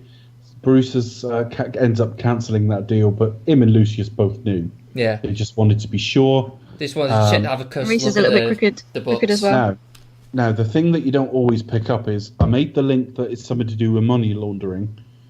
I made the link that Bruce recognised it was money laundering. I didn't immediately make the link that Batman's talking about money laundering with Gordon. Bruce finds out about this money laundering, and they put together that has to be Lau. He must be the mob guy He's And the connection. so when they get to the roof and they are talking, we know that it's loud because we saw the first Joker scene, which we'll get to. But Batman knew because of chatting to Gordon and also Wayne Enterprises that they immediately know that it's loud. They have to go and bring back. They get to figure it out first, and then obviously the audience are like, oh yeah. So basically, And it's a very smart Batman film, isn't doing it? detective work for the first time. Yeah, he's Yeah. actually working things out. Yeah, there wasn't much of that by in himself. the first one. Yeah. Yeah. Well, there's actually much of it in any of them, really. Actually doing his job. So we also get introduced to is it Reese or Coleman Reese, Reese. Coleman the Reese? dodgy- Yeah, who's There like was originally a suggestion, mysteries. I- Mysteries. because he's got ginger hair as well. It makes him Possibly Yeah, the Riddler. I- I never thought that would happen. It's a little bit of a plot hole because it's like, yeah, you think he'd have been handy I for find the that rest of his very. life. That's kind of a very tenuous link. They're burning through. It doesn't matter. It may have been I'm not an accident convinced. anyway. But there was, he's there to. Well, he was auditing the whole Lau thing for that deal, but he actually says there's some problems with our numbers as well. We're just burning through money, and obviously later in the film we What's see he goes to investigate that further and finds Batmobile plans and everything, and that plays into a bit later in the film. But where do we go to next, then, Becca? Do we meet the Joker now? Do you have the video scene? Yeah, that's. No, or we have the dinner scene where they work out the fundraiser. Of course, this film is really quite tight for its running time. So now everything. The other thing about this film is almost everything is advancing plot or character. It's actually quite tight for the length of film. So now we need to see that. I mean, Bruce has been watching Harvey. Harvey fancies himself as the sort of long-term successor to Batman, we believe. We can see that he's quite idealistic. He doesn't voice that till later. In fact, he voices it in this meeting. He's not going to want to be doing this forever. But we need to see Bruce being Bruce, to remind us he's still a bit of a playboy. Yeah. But also, we need to see him interact with Harvey. We need to see... Yeah. I think this scene's wonderful. This is Bruce sort of in the moment deciding he can trust him, because at this point he hasn't met him yet, and he's like, well, is he who he says he is? And so they have this conversation, and and then the moment he goes, all right, well, I hand you a fundraiser. In other words, I will pay you for re-election. I'm convinced. Yeah, I'm convinced. Yeah, and he's like, oh, I'm And not, you see I'm this- not for election for another 3 years. It's like, well, I'm convinced now. It's like, I believe in Harvey Dent, and it's basically, what is it like? If you meet my pals, basically, you won't ask for another cent. He understands where the Batman comes from. As culturally, he understands how that society has evolved to create the conditions that has allowed Batman to operate.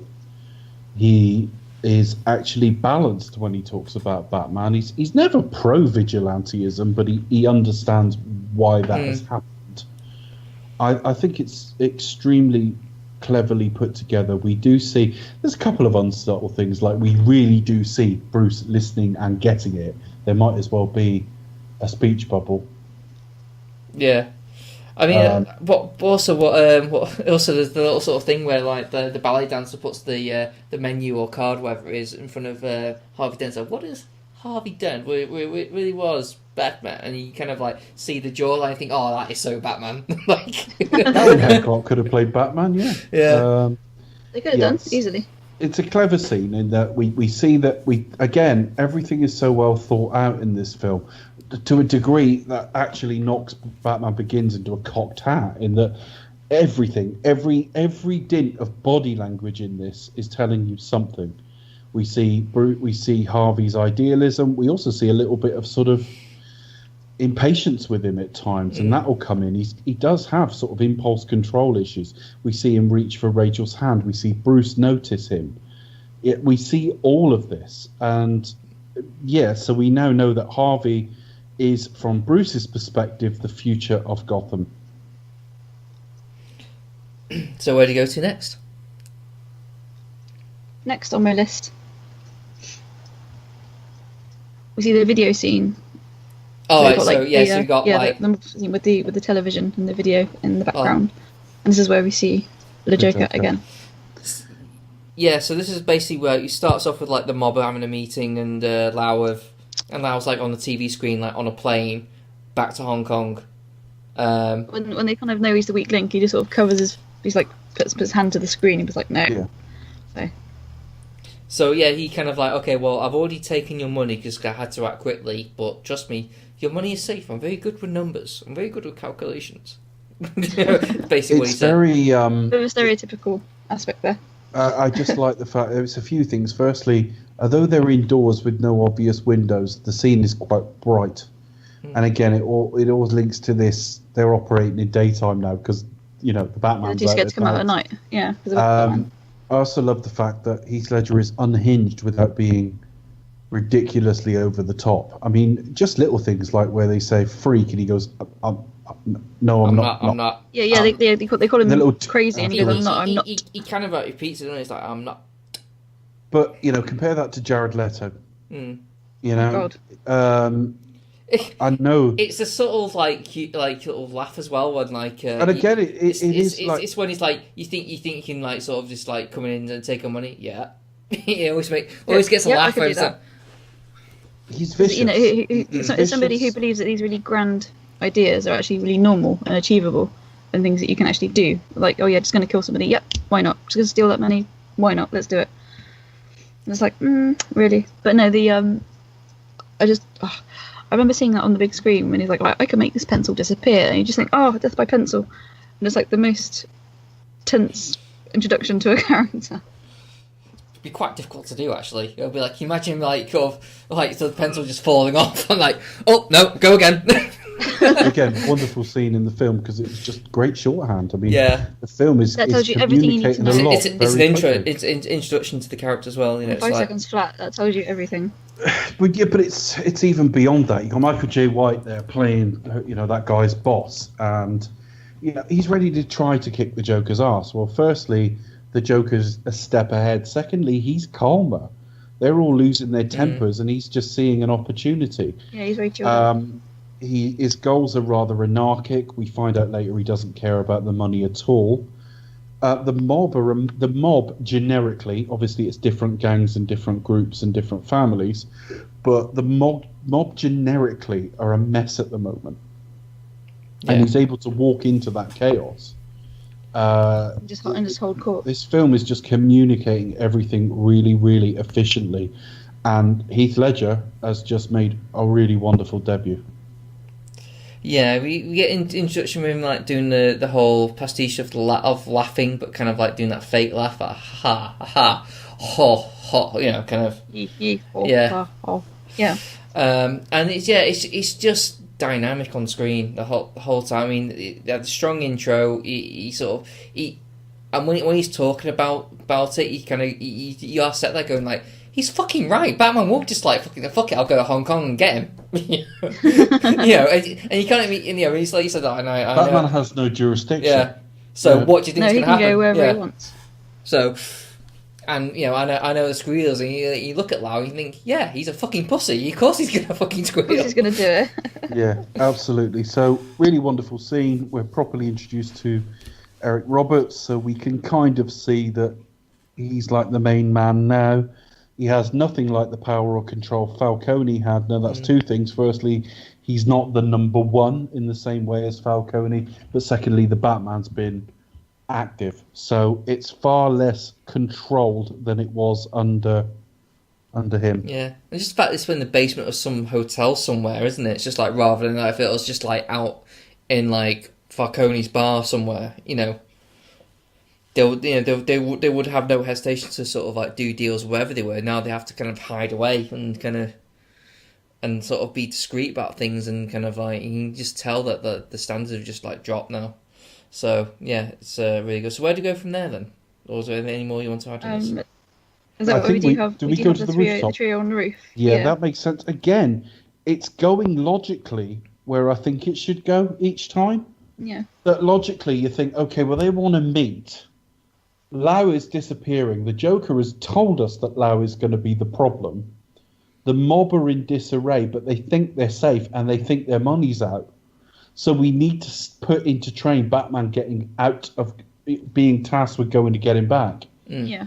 So we cut to the rooftop. We can see Harvey Dent is a little bit impatient. Him and Gordon don't get on particularly well. So again, we've got a bit of character work Yeah, a there. bit of tension between the two. They're both pissed off, and I don't know if you noticed the camera work in this.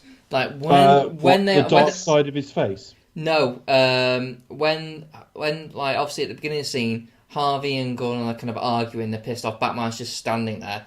But while those two are arguing, the camera's spinning because there's no. It's dynamic, isn't it? Yeah. There's a no lot of, like it everything's moves kind of around. like in chaos. But as the moment Batman's just said, "I can get loud," the camera stops, and then it cuts to a regular thing. Means like, okay, now there's a sense of control now. Yeah, he's kind of the one who brings order and control. Yeah. Well, in that scene, Yeah, I think that's very clever. There's that kind of like when they're arguing, everything's like up, or like everything's like up in the air, so everything's spinning. And a moment like, oh, well, actually, we have a plan. We also don't know, but also we don't know whose perspective this is from.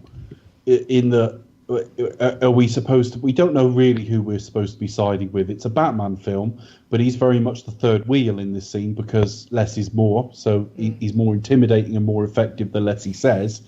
But we're not really siding with Dent because we don't know whether to trust him. He's a politician and all the rest of it. So the camera's continually spinning around. We don't know whose perspective we're watching this. Who are we with in this scene? It's pretty effective. But the gist is, he says, if I get him, can you get him to talk? Yeah. That's the gist of this sequence. Recriminations between the law and the legal department in that we told you not to let him go. That kind of doesn't matter. Batman is just purely, if I can get him, can you make use of me having got him? Yeah. And the answer there is yes. Yeah, I can make him sing. Because obviously he's a fucking pussy. Yeah. You'll sell him out I think we go straight on to new uniform then, don't we? Q scene, essentially. Yeah. Yeah, we go straight on to how they're going to plan the uniform trip to Hong Kong. Yeah. First reference to, well, I think it's a Bond reference because Skyhook was something we saw in You Only Live Twice, which was a 1960s Bond film, and he does say, He does mention this is what they used in the 60s. Yeah. Yeah. Oh, I didn't know that. I've got a fun fact coming up about that as well. Oh, you haven't? You've got a back fact. I've got a fun back fact. There's also the thing with like Back. What they call those things on his wrists? You know they fly out like daggers in this film. I don't know. Oh, they're kind of like shuriken, but not quite shuriken because they're not quite star shaped. But I don't know. Yeah, well, basically we get gauntlets. Yeah, gauntlets. They Fox shows him that, and that's very sort of like Bond and Those Q. are gauntlets. Those are his gloves, aren't they? Like gauntlets. Yeah, sort of like new sort of thing. Like so. Oh, okay. And new types of armor as well. Yeah, we get introduced Rather to the new suit, which makes him more susceptible to getting stabbed as well. Yeah, the gist is that like the individual bits are as strong as ever, although they're a bit lighter. But of course, to give him flexibility, it's much more piecemeal. So there's gaps. Yeah. So he's much easier to shoot or stab. But the gist is he's lighter because he says he's too heavy. He needs to be more flexible as well. And he needs to be able to turn his head. It'll be handy for coming out, reversing out. He says, which I think is quite funny. So we go straight for that, and then we get to. Is it like we get a mixture of cuts of the ballet getting closed, and like Harvey and Rachel getting pissed off? off? The ballet is like run I away. love that they've got to find a cover story, and again, he's a billionaire, so he can buy anything, but also he's established he's a fucking waster. So it is like he's the sort of person who'd buy like a rare stamp just to set fire to it or stick it on a fucking like letter Brewster's Million style. Yeah, he's basically absconded with the ballet. It's very different to like Adam West, who's a bit of a ladies' man, Batman kind of style, Bruce Wayne. But you've got like billionaire playboy, Well, he is a playboy though, isn't he? As a character, he may not be actually shagging them, but the gist is, he takes the ballet on his boat, and it closes down. So he's bought out the ballet, and taken all these sort of like dancing stars on holiday with him. on a massive jolly. Oh, and That's then the ladies idea. off we go. And just leaves Alfred with them all, and somehow Alfred's pissed off by that. What are you upset about, buddy? You apply your own bloody suntan lotion. You've got a billionaire's yacht. You know, reflective glory. You could do all right here. I was like, you have to like apply sun cream on like some fit bird. Yeah, multiple fit birds. Like, such hardship, yeah. Fit birds who are quite flexible. Oh, like Bendy. Bendy, yes. You said it, Becca. Filthy mind. Why would Bendy help them, Becca? I don't know. Really? Bet you do. Well, if you're dancing, you're going to be quite bendy, aren't you? So you could do lots of different moves. Yeah. And also, anyway. At the same time, he sent Lucius over from Bruce Enterprises. Bruce Enterprises. From Bruce Enterprises. Run by Bruce. He sent Wayne Bruce. Wayne Enterprises. He sent him off over there to piss Lau off, basically, but he's gone over there for a business meeting, which means he can get into the building and get the lay of the land. I'm going to form a company called Chris Corp. Chris Corp. Yeah. By Chris. Chris. Chris Core. That's what I reckon. Chris Industries. Or... Dave Industries. Run by How Dave. about you burn me? Which we have to. We have to, bro. No chance. And the tagline would be, and now you expect my help. You want my help? Yeah. Question mark? Oh dear, I was going back episodes the other day when I was rearranging my library, and I got to the one where you introduced me as David Byrne. David Byrne and Chris That Byrne. was really funny. It's David Byrne. I got David Byrne.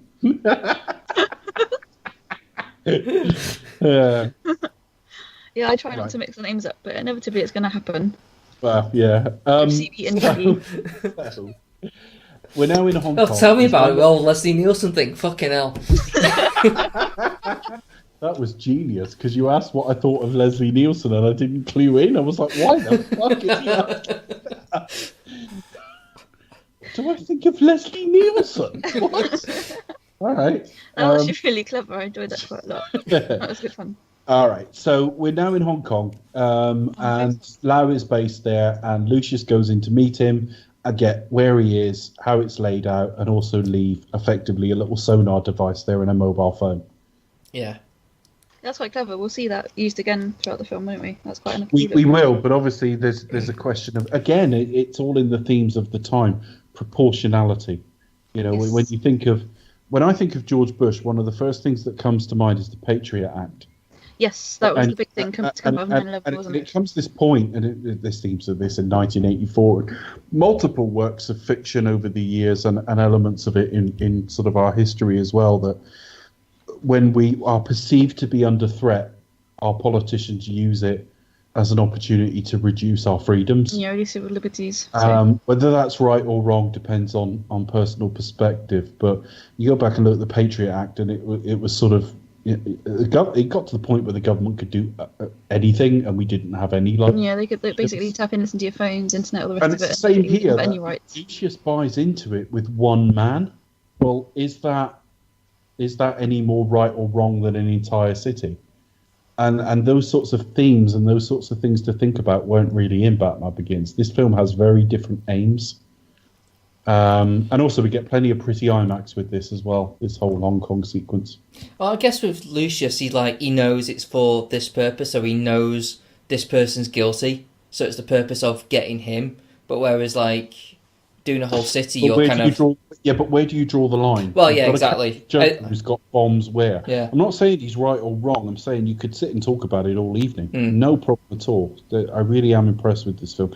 And I love the fact that Morgan Freeman, as an actor, has just got this ability to walk in and say anything with a slight smirk on his face.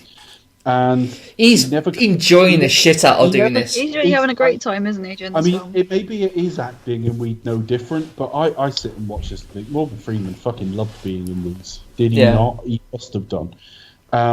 and he smiles a lot, but there's never any arrogance there. There's always just the vaguely amused. Yeah. And it's almost like it is that kind of. I remember joking about Q in one of the films where I'd say, Q said to Bond, can I come with you? There's a bit of that to it. There's a bit of like, all right, it's a bit of a caper, isn't it? I like this. I do like this. We see the new outfit in action for the first time as well, and he basically busts himself into Lau's floor building, whatever it is. Lau's Enterprises. Yeah. It's got like LIS or something, isn't it? He something along those uses lines. these basically sticky bombs, doesn't he? Yeah. And by Lau. Gets in through the window. He's got 3 minutes, I think it is, to do it. I like how he comes in as well, because he literally like glides in and just like sort of falls in like a bat and just smashes through the window.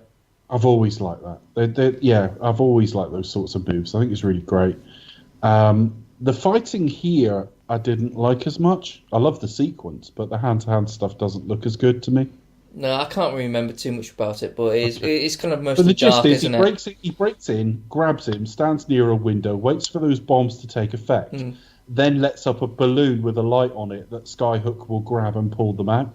Now, I've got one question. Like, so what happens? Well, Sky grabs Batman and Lau. What does Batman do? So does Sky Grab actually know who Batman is? I never understood. Well, that's why in Enterprises, isn't it? I mean, they don't.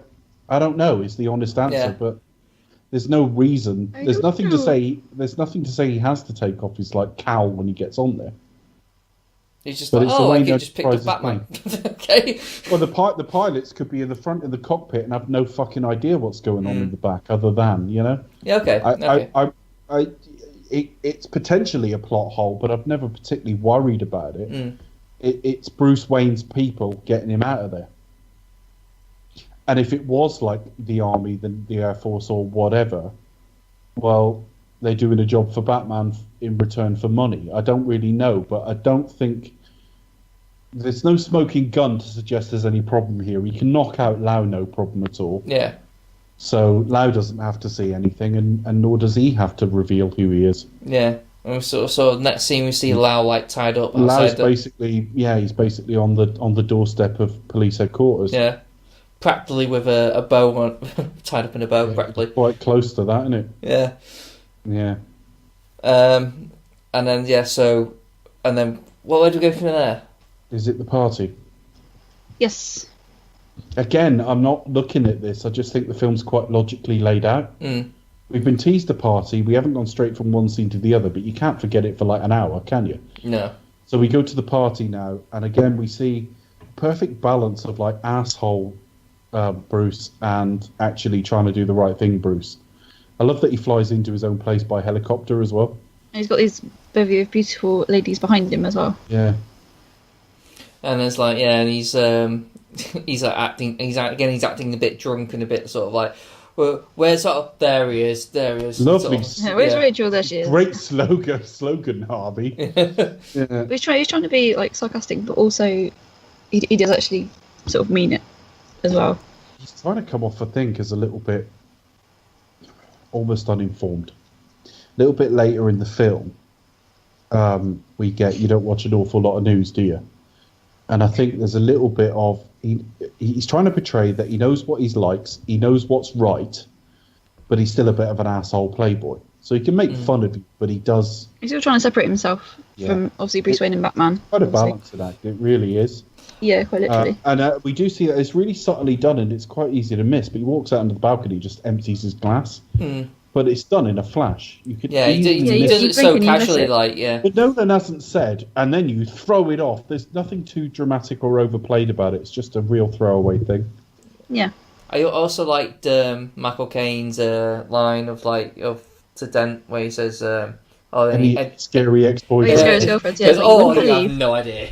That was in most of the trailers. I also like, she goes out. But again, we do have dialogue. I don't think it's great. I don't think it's Nolan's biggest plus as a filmmaker, but we do have him explain to Rachel that like Batman could be coming to an end now because of Harvey.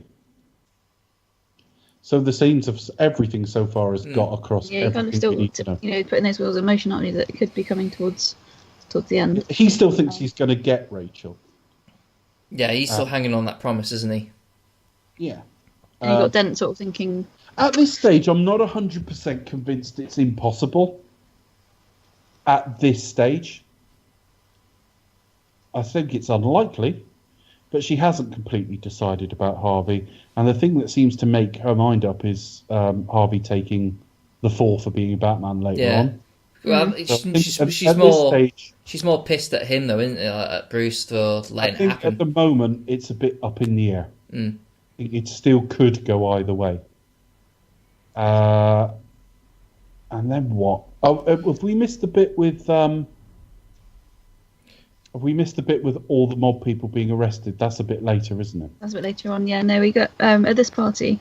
This is Obviously, we the get Gamble appearance, making an appearance, and also the Joker as well.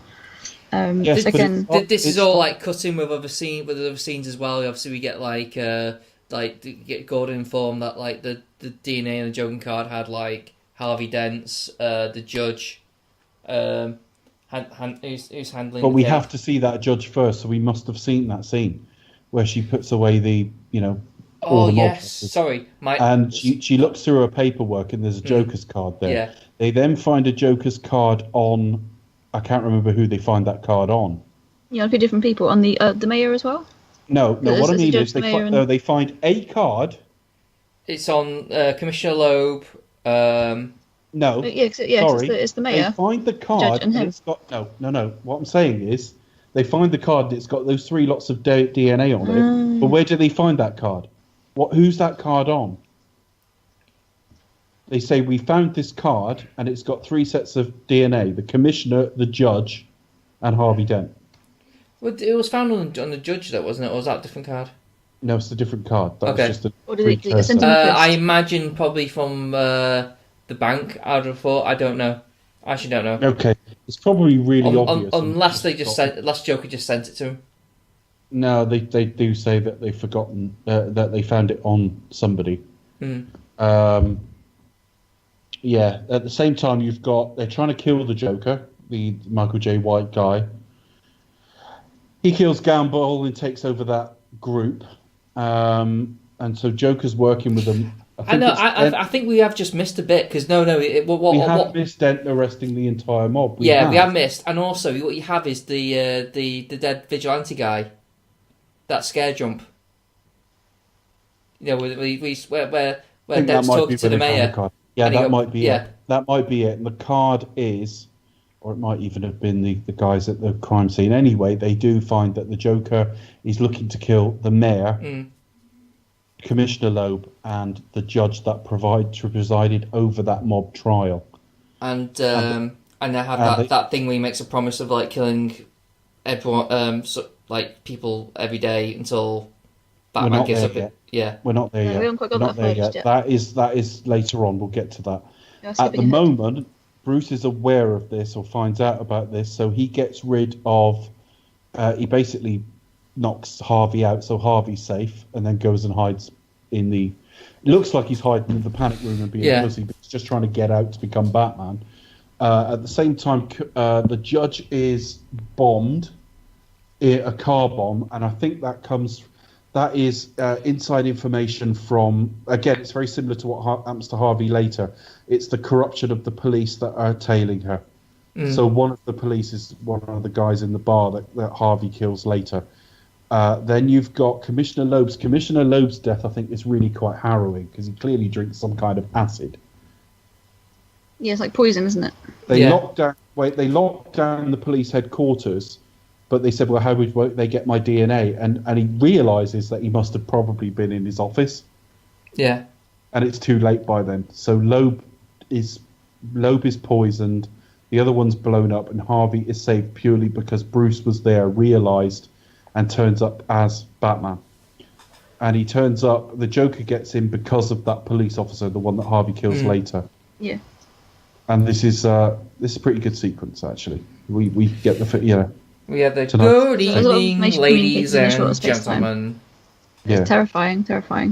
Yeah. But I like the fact that we kind of every time he's like, "Oh, do you want to know how I got these scars?" It's like he tells a different story. So you never know. You never get a handle on him. despite my notes, we have missed the fact that I've missed quite a big chunk of scenes. Joker's killed Gamble. Yeah, he did. That first, I get my scar scene, and that was one of the things that bothers me about that scene is he puts a knife to his how's he kill him? Like he just puts. Well, breaks his neck, I think. Because stabbed him in the throat. Who knows? The point is that's the 12A rating. I'm afraid. Yeah. I just rather he did it something a little bit more like, oh, right, so he's dead. Because otherwise, I think, hang on, he just slashed his cheek. Well, He takes a long time to die of blood loss.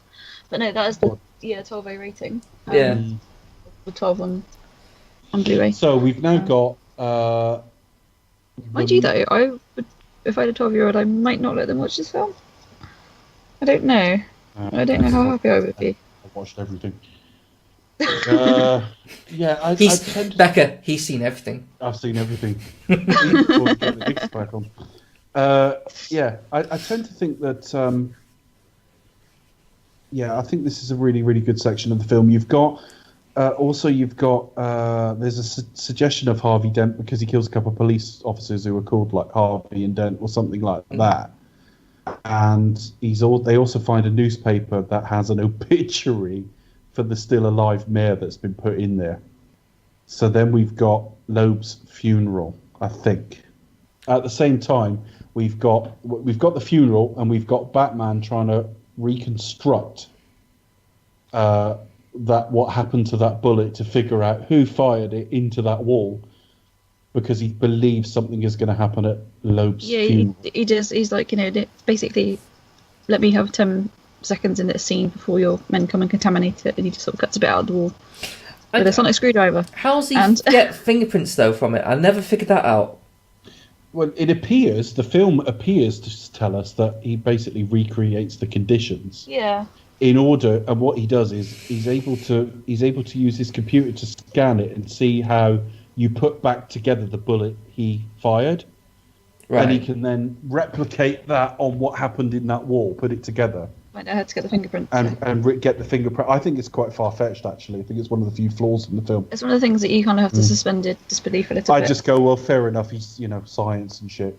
He's Batman, it's alright. Yeah, it's okay. It's alright. I don't like it very much. In the 60s, it would have this great big machine which had a sign over it saying, fingerprint finder. The Joker is so far ahead because it's almost like he knows he's going to do that, and he sends him to a location where all he's going to do is distract the police at the very time they go to kill the mayor. So it's actually the Joker being several steps ahead. Mm-hmm. And then what I kind of find interesting is Bruce actually goes out as himself. He doesn't go as Batman. He jumps on his bike and just goes there as he is, like with a bike helmet basically.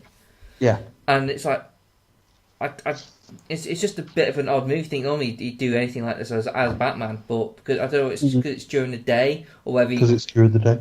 He wasn't expecting to find what he found. I don't know. But yeah, no, he finds. And with free Batpod as well, you can get around a bit quicker on a bike. Maybe, I don't know. It's one of the weaker parts of the film, right the way up to the sort of Gordon killing. I'm not that fond of that section of the film, but it is only like 4 or 5 minutes. It's not. It doesn't have a massive impact, does it? I don't think. No, it's all a bit. It does have a nice set of tension though, with the Joker theme in the background. The Joker's theme is brilliant. It's just like this atonal thing. Yeah. Yeah, it's really good. And then you've got very much. There's a lot of the. To speak of the music a little bit, obviously a lot of it is not recycled, but reused from the previous film. But I think in terms of there's a lot of not very much in way of like. Okay, this is where like my film A level is failing me.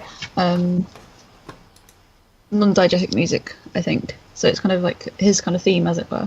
And then obviously later on during the chase scene, there's basically no score. It's all source music from within the world of the film. Like sound is something that is used to great effect in this film.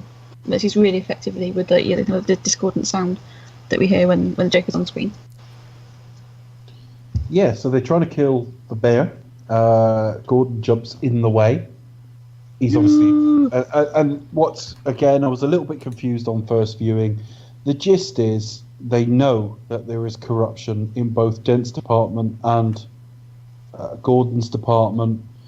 Everything one of them is doing is being reported back by people within their department. The judge has been killed, the commissioner's been killed, and no amount of police protection has stopped that because of infiltration. So Gordon needs everyone to think he's dead. So no one's reporting on his movements. That's why. Yeah, to his family. He can get to the Joker. He can do it without anyone pre-warning him. It took me a while to get that, but that's what that is. Because he's basically did it to protect his family, really, to kind of like, to kind of go undercover so they won't be a target. It's said that it's to protect his family. I just think it's the sheer ability to do the job. Yeah. There's so much corruption in that department that they can't move without it being reported to somebody who's a threat to them. And that could be their family too, admittedly. But if he's killed, no one's going to be watching what Jim Gordon's up to because Jim Gordon doesn't exist. Yeah. And there's no one in his department who's going to be reporting on him. That's the way I've always read it. Yeah, you are probably right. I mean, it's probably both senses of the word, really, isn't it? So yeah, I think so. So, so we get that high scene. Bruce finds basically it's a big setup, bunch of people just like tied up. He gets like a police sniper like shot at him because at the time with the blinds and like some Joker movement. Plus, also it's all timed succinctly with the riflemen turning and shooting at the stage, and then everyone just scatters. One of the men gets caught, and then where do you go from there, Becca? The man who gets caught is wearing a Rachel Dawes name badge. Yes, Officer Rachel Dawes. Yeah, he's a bit of a weird one, isn't he? This character here. Yeah, this is where I have to go down the list and see which scenes we covered already, because obviously it skips several scenes. Well, we go to Dent basically grabs that guy, goes somewhere private to interrogate. Yeah, and basically just kind of interrogates him, and it's like, what do you want doing with one of his cronies?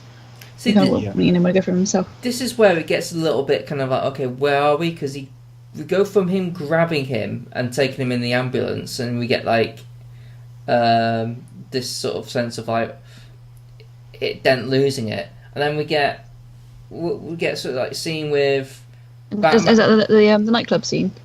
Yeah, we get Batman in a nightclub, and and we do get a sense. He's got some moves. He's sort of punching his way through, isn't he? All these people. Rocking Adam West, yeah. If he starts doing the Batusi, I'd be a bit worried. But he threatens Maroni, and for the first time, the point of Batman of striking fear is failing, because Maroni doesn't sort of. But again, it's an escalation. Yeah. The thing is, this guy could install fear with as far as he would go, but someone came along who's going to go further. They're scared of the Joker. The Joker will kill you, burn you, do anything. Yeah. No one's going to cross him for you. No one's going to cross him for anyone. Yeah, but it's exactly what Gordon said at the end of the last film. We put this up, they put that up, and it escalates all the way through. But Batman isn't afraid to hurt people. So he does drop him quite a distance. He does break his legs. And he does make it go, oof. It does effectively kill him, but we'll get to that later. But he doesn't go, oof. Oof. Sal Maroni, played by Roger Moore. Oh. So, at the same time, Dent is basically flipping a coin with this guy. Trying to make his own luck. It's a double-headed coin, so the guy's in no danger, but he doesn't know that. Batman comes down, and again, it's kind of, I'm the best, I'm the best. Sorry, I thought you're the best of us, effectively. If people could see this, you're meant to represent hope. At the same time, a little bit earlier on, when he arrested all those guys, he met with the mayor, and we saw that Batman clothed copy he killed, and we saw the footage of the Joker like torturing and killing him. That was like the day of the party. That was like them prepping for the party. That's right, Michael. That was the first footage Michael Caine saw. Was so it? when you see Michael Caine watching that, that's the first time he saw it. It scared him. They said it really intimidated him. So Yeah, you can tell the he look on his says face. that- You can tell it's genuine, can't you? Yeah, he says he wants to know who Batman is, and every day he doesn't reveal himself, people will die. Mm. After all of this, he basically stops him hurting that guy, though he wasn't going to hurt that guy, but he says, I'm going to reveal myself. Gotham is in your hands now. So we're getting towards the final act of the film, because we then go straight into the following morning, a press conference. Bruce is there ready to say he's Batman. Have we not had the talk, the Alfred talk about like someone want to watch the world burn? Yeah, that's in there somewhere. That's towards the end of that was in there sequence, somewhere. isn't it? No, I can't remember where exactly that falls. Yeah. But the gist is that they couldn't. It's trying to get a handle on what the Joker wants, Yeah. and the answer is nothing Anarchy. really. Nothing really. Yeah, anarchy in the USA. Yeah. Yeah. Nothing. He had is the gist. she had a diamond the size of a tangerine. A ruby. Sorry. A ruby, sorry. Yeah. It's a good sequence, but like obviously we just skipped over it with no problems. I think, it's just there to say he's not really after anything particularly. Oh yeah, You but can't it's reason with a it. good summary of the Joker, though, isn't it? It's just like, oh well, yeah. It's Yeah, like, and people, I have read people say, well, that isn't the Joker. Well, yeah, it is. When you look at the Joker, what he's after, what his background is or isn't, It is really. and things like the Long Halloween, this is very much the Joker. yeah. I think what they mean is like he's not as jokey. That sounds stupid enough. You know, he isn't as bright, as colourful as they. You couldn't have a live-action version of the Mark Hamill Yeah. Joker. I genuinely believe that. That's not to denigrate his version. It just works in animation. It doesn't work here, or it wouldn't work here. But then the Mark Hamill There's Joker a doesn't whole kill side of things people, that though, you can does do he? with animation Yeah. that you can't do with live action Yeah. cinema, especially in terms of his characterization as well. I think that Mark Hamill's version of it is best suited to the animated world of the animated version of Batman. And I Much don't more think like- even if, like, for example, you know, he appeared on screen as live action with all the makeup and all the drink, I don't think it would have the same effect. No. We still have a super effect. Anyway, We may do one day. You never know. But not. we on might Mark do. Hamill. That's it. Well, he's done playing Luke. We'll never know. So, we know Dent announces he's Batman. Yeah, he does try, Don't but say. we do see the fact that the police are against him now. So essentially, Batman is now failing. There's Yeah, definitely he's- like you think He's kind of about shutting down. you think about the whole point of what he's set out to do and what he achieved. This is all crumbling down. You know, like the people aren't behind him anymore. No, people don't. They don't. They Criminals don't aren't need that scared of Batman. him anymore. Or some aren't, yeah. Yeah, you know, or they're scared of another thing more than the one They don't than really need him around. So everything's kind of like going to shit. So I think he was probably ready to kind of give it up and say, "Oh, I'll hand it over." But to they both. It's the other thing I find fascinating in that Bruce probably correctly believes that the right method is to have the right man doing it through legal means, and then you've got Dent on the other hand realizing that there are limits to what he can do, both in jurisdiction and also public opinion. It's handy having that vigilante around. Once public opinion swings against him too much, he wouldn't be in office anyway. So they require each other, but they both think the other is the whole answer. And I find that kind of almost like the tragedy of the film. Bruce is about to give up being Batman because he thinks it's vital we have Harvey. And Harvey effectively ends up throwing his life away here. He doesn't realise that at the time, to protect Batman because he's convinced Batman is the whole answer at this stage. I find that really, really interesting. So he's now taken into protective custody effectively and driven to, I assume, jail or the police station or something. Somewhere he's being driven. Yeah. But again, this is all being plotted. This is all being roughly orchestrated by the Joker. How much of this he'd be able to know? But he knows where the press conference is, and he knows where whoever announces themselves as Batman that day is likely to be taken. Mm-hmm. So he blocks part of the route. So they now have to go effectively underground and be denied air support. That's the whole point of that. And and also notice how like he actually a fire truck on fire, literally a fire truck. Yes, yeah.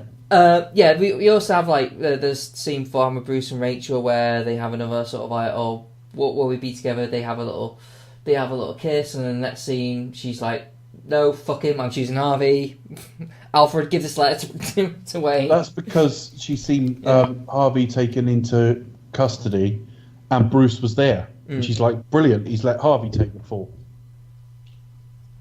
So that's where she writes that letter, gives it to Alfred, and says it's not sealed. In other words, if you want to know when the right time is, just read it. It's fine. So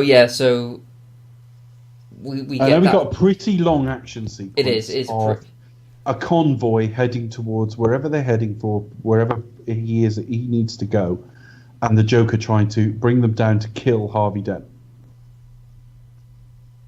And I've seen breakdowns of this scene that point out lots of logical fallacies in terms of the order of it, and that doesn't work, and things, continuity errors and all sorts.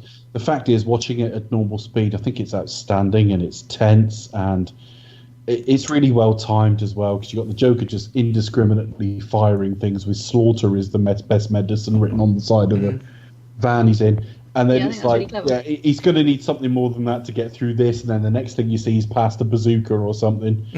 I really love this. Also, you got a mystery driver as well. Hope he got some moves. I really love the fact as well that you've got... I mean, we see it later in the Lamborghini. We'll come back to that. But Bruce is very, very brave. Batman is very brave. He just throws his car in front of that bazooka, destroys the Batmobile, and could have killed him quite easily. Oh yeah, I mean there are certain things of like little nitpick things, how like Bruce is blatantly blasting like those cars, like sort of seeming like he's sure there's no one in there, like but he's it's clearing away sort of his path really. Also, so we see the destruction of the Batmobile. We get introduced to the Batpod, which is basically like a Batbike, which was hiding in plain sight because it's basically the two front wheels of the Tumbler. And he's now got that for the duration of the series. Yeah, basically. Yeah, Anne Hathaway bent over it in the next film quite a lot. Yeah, it's. But yeah, it's a really good sequence. We've got Batman catches up with the Joker and basically flips the truck, doesn't he? Yeah, and it's what hats off to Nolan. He did this for fucking real. Yeah, and they were betting on how it would happen. They ran a load of physics. I mean, the crew were betting to the centimetre where it would land and things like that. Incredible stunt. It's just absolutely like it's something you wouldn't expect either as well. You think normally something like that just shoot it and it'll end up like crashing or something, but to actually just completely just flip it is just like jaw dropping, and to think there's no CGI in that, that's all real. Yeah, and I love that, Batman nearly ends up almost hurting himself coming off his bike because part of him wants to kill the Joker. I like the fact he's conflicted. I like the fact that it's long been a conversation. Well, how many lives would he save if he killed the Joker? He could have wounded him though. He could have yeah, but he just can't do it. That's not an exact science though, is it? You can hit an artery. You can do anything. It is. Yeah, I like this anyway. I mean, just the way the Batpod sort of goes between the wheels and stuff like that to flip it. I just think this is a really, really great scene. It's a very cool bike as well. It's a cool vehicle. I think I prefer it to the Tumbler. I don't know, to be honest. I do like it. The Tumbler, I mean, it's cool gadgetry and everything, but I think it's very big, very bulky, whereas you had like the classic 60s Batmobile, for example, obviously, that we haven't seen for a while. and even like the George Clooney one. I mean, I'm not like a petrol head or anything like that, but I just like the design of it is quite cool. But whereas like the tumbler is just it's basically a tank. But you've got something like the Batpod, I think, which again is very cool and it's very sleek. Yeah. I mean, I'd go what's the along word? with that. Aerodynamic. I mean, I like it, but I just think, in the third film we get to the fact that there's clearly loads of tumblers knocking around and he's not driving them. It doesn't matter. We'll get to that next week. But he's off his bike. The Joker. What I love is the Joker gets out of the like cab and immediately falls over and the gun fires. He's so awkward. And it's a bit like back at the apartment earlier when he goes to kick and he fights dirty and he sort of can fight but he can't. I really like all that. They go to take their... He's scrappy, isn't he? He's like... Yeah, scrappy, that's the right word, really. Yeah. He'll give it a go. Yeah, and they go to take the cowl off Batman, but it's electrified. Yeah. And as the Joker jumps in, there's Jim Gordon. Yeah. I do like how Joker played. Not only does he sort of laugh at his henchman for like getting buzzed, he's like, kind of like, you idiot. But when Gordon comes in, he's like, oh. He's like, just give me a minute. Yeah. So that's basically the end of the second act of the film. Yeah. We think we're okay. Harvey's safe. Batman's safe. Joker's in custody. Clearly, there's going to be some kind of twist. But at this point, things are looking up. Yeah. So where do we go now then, Becca? What's the next scene? Commissioner Gordon. Yes. He's made the commissioner. At last, yeah. At last, Yeah. it's been. I mean, bloody laugh. When I first watched this film, I knew there was I would expect there was going to be a death of a major character, and I was like, I knew. And I was expecting who it ended up being, but then when Gordon got shot, I was like, they'll not seriously kill fucking Gordon before he actually becomes commissioner, have they? Really do that? Have they generally done that? Of course they won't. So, but I think that's just a bit of what would have been then, I don't know, clickbait, if you can call it that back then. But just to generate some buzz for the film, really, isn't it? So a bit of a marketing ploy. It's when you're like, it's the same thing these days. When you have like a major film that's got a huge amount of buzz over it, you do get people sort of speculating and like just adding to the hype and excitement of it. I'm sure we'll see the same thing with Star Wars later this year. No, that's true. So yeah, we get Commissioner Gordon. We get like sort of his fingerprints and pockets full of nothing but knives. No fingerprints, no ID, no other aliases, no other name. Clothes all bespoke made. That's hinted at earlier because Bruce is using facial recognition software and it can't get a grip on him at all. Yeah, that was quite clever. It kind of just shows up the kind of it just keeps flashing but there's nothing coming up. I think that's really interesting. It's almost like it's not locking on. No. Now, whether that's how facial recognition software works almost doesn't matter. Because as a viewer, you look at it and go, yeah, it's not grasping it, whatever it needs to do to tell him. It's just kind of flashing up the same images again, but it doesn't say match found or match not found. Yeah, it's just trying to triangulate like his face, and it can't do it. Yeah, this is pretty great. The Joker is It turns out like some of his goons are there, and he's just trying to wind everyone up. Does start with Batman being left with him for a couple of minutes. That's quite interesting. I think that's probably one of the strongest scenes in the film. I think. What, the interrogation scene? I think so. Because finally you actually get to see them together. We get Gordon first. It's like, do the good cop bad cop thing. Then Gordon tries to question him because he gets murdered. Then he goes home and he has to get called in because he's like, oh, he gets slapped by Barbara. Don't ever do that again. Well, yeah, he gets called back in because Rachel and Harvey have not come home, so they know like that they're missing. So they have to take in Joker for questioning, and Joker says, "Well, who do you leave him with? One's here or one's there. Were they your people or Maroni's?" That's my Joker impression. I do better, but looking forward to Bane impressions next week. Yeah, Baners. I know. We'll do this next week. But yeah, so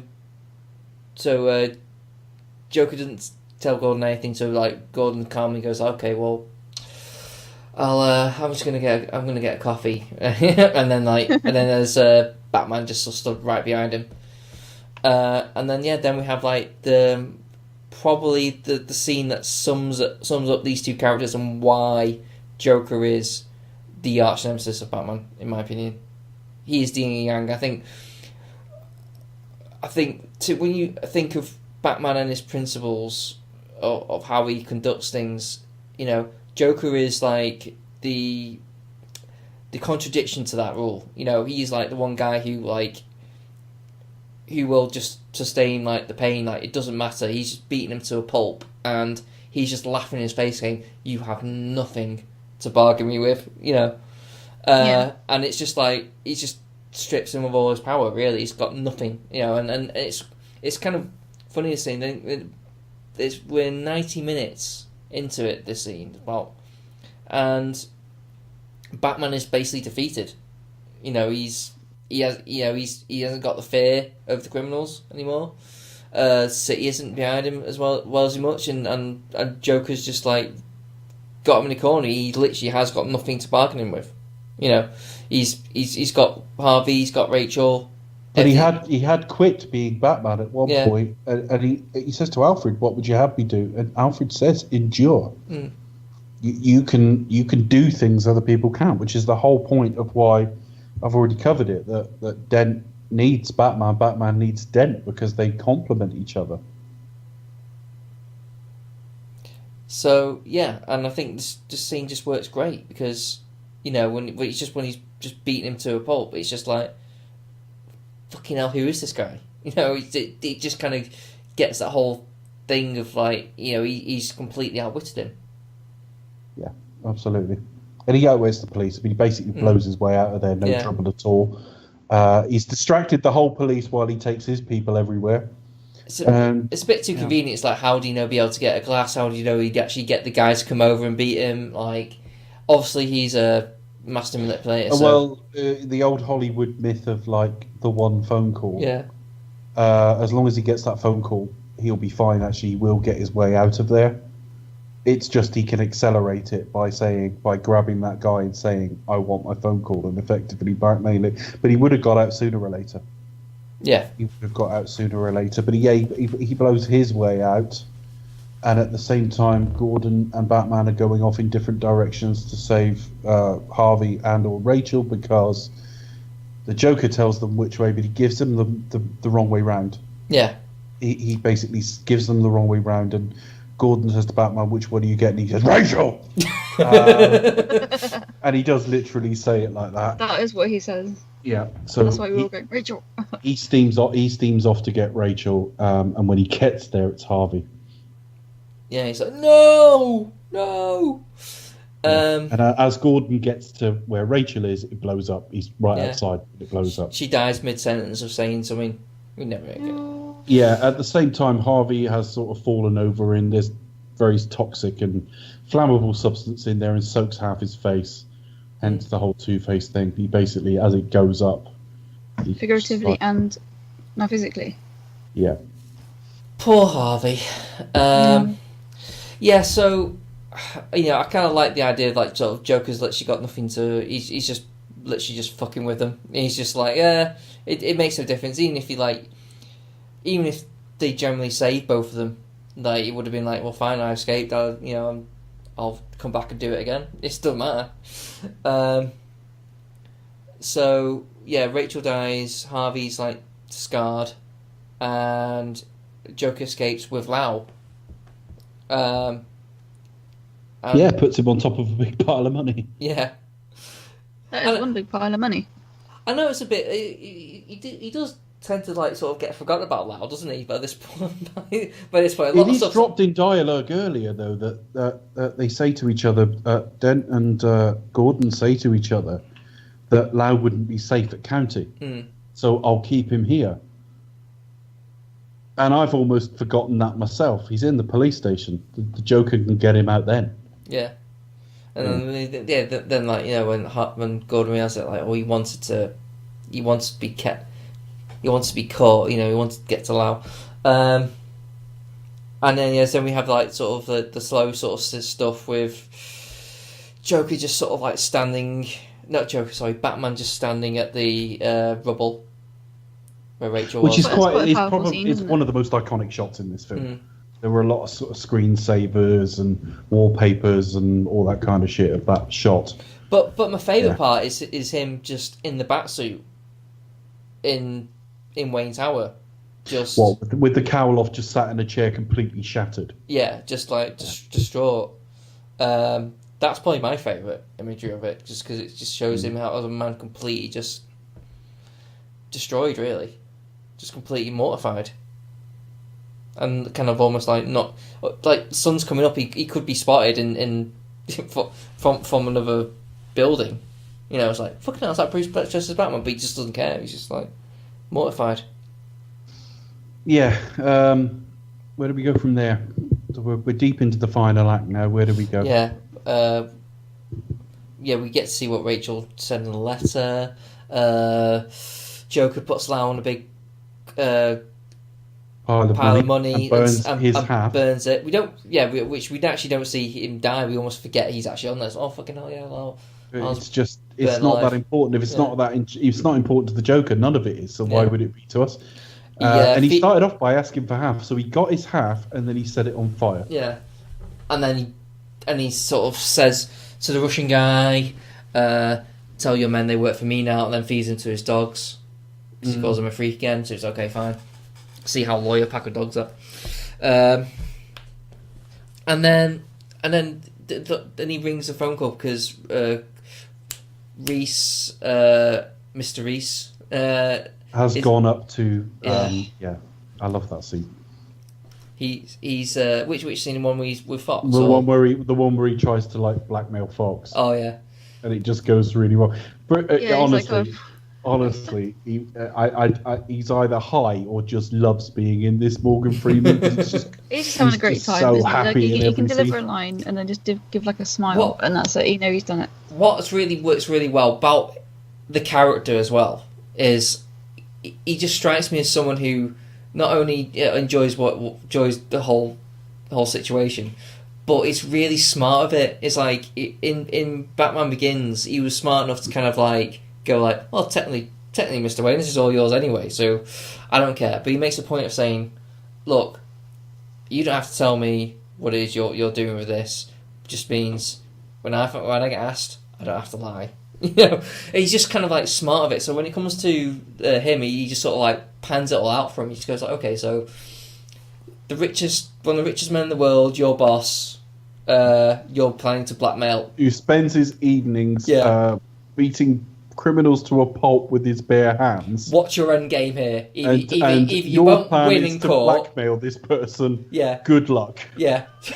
So what's your end game? Either the chances are you won't win in court, and if you are remotely successful, he'll probably end up beating the shit out of you.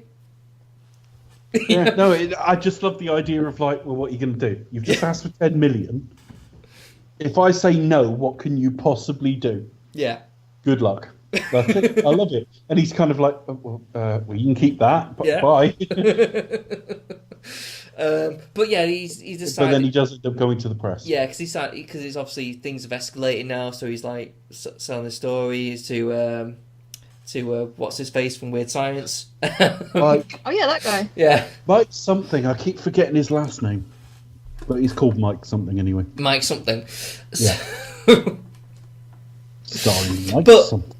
But Joker's now, after, because his plans changed, he now sees Batman as the thing that completes him. It's the yin and the yang, and he's like, no, well, I don't want Batman. I've had a change of heart. and then offers... You complete me. Yeah. Which at the time was pointed out was a line from Blokeback Mountain. Yeah. Oh, shit. I've not seen Brokeback Mountain. But anyway. So basically he threatens to blow up a random hospital unless Reese killed him within an hour. So that just sends Gotham police in a panic because they have to Yeah, evacuate all the hospitals. Meanwhile, I trying know. to And like at the same time, you've got Bruce and Alfred trying to work out what police officers have got. Basically, they're cross-referencing the hospitals with the sort of police staff record to find out who's got staff in there. Family in there. Because they're going to be a risk. They're going to be a risk to Coleman Reese. And it's really pretty clever because one of them is in the car with Gordon. Commissioner. Yeah. And he goes out. That's the Bat Pod, sir? No, the Lamborghini. Yeah, much more subtle. but again, he's going out as Bruce Wayne this time in the daylight, and there's kind of like a weird sense of like him stepping out beyond Batman to do the right and using the identity as Bruce Wayne the same way he did. We get that next week for all his flaws. That Gotham needs Bruce Wayne. And and it's also alluded to next week. It's less important now because he's at his peak. But there'll come a point where he'll age out of the role. He's got to learn to contribute as Bruce Wayne. At the moment, it is a simple case of it's during the day and he needs to get out there fast. And the Batpod ain't going to be very much use if it's sideswiped. So I can understand what he's doing. And I just love how he plays it as well. Because he plays it as belligerent arsehole Bruce Wayne, but like he's out speeding. That's the sort of cover story. He's speeding. 'Cause I love it. Not only does he say, was there anyone like important in there, but so that implies he doesn't know what's going on. But then he says, "Should I go to the hospital?" They're all being evacuated because they're rigged up to blow. Do you not read the news? But it's that glancing look at Reese as well when he's just sort of like I know, I know. Yeah. And I've just saved your ass, so... And you're welcome. Yeah. So, yeah, and then... Perfect casting as well, Reese, because he's not that oily, but he's just... You can see he's a little bit of a wing. He's a little bit slimy. Yeah, just a little bit. Just enough. Yeah. That you could see why they would hire him. There's nothing that screams red flags to start with. But as soon as he tries it on, it's like, you're not a very nice guy, are you? He's just in it for the money. So that fails because of Bruce, so he's safe. And then we get like to try and evacuate Gotham General, where Harvey Dent is. And then we get the Joker scene with Harvey. Dressed as a nurse. When I'm just a dog chasing cars. I wonder what to do with it. I can't. He just does it out of chaos, really. So.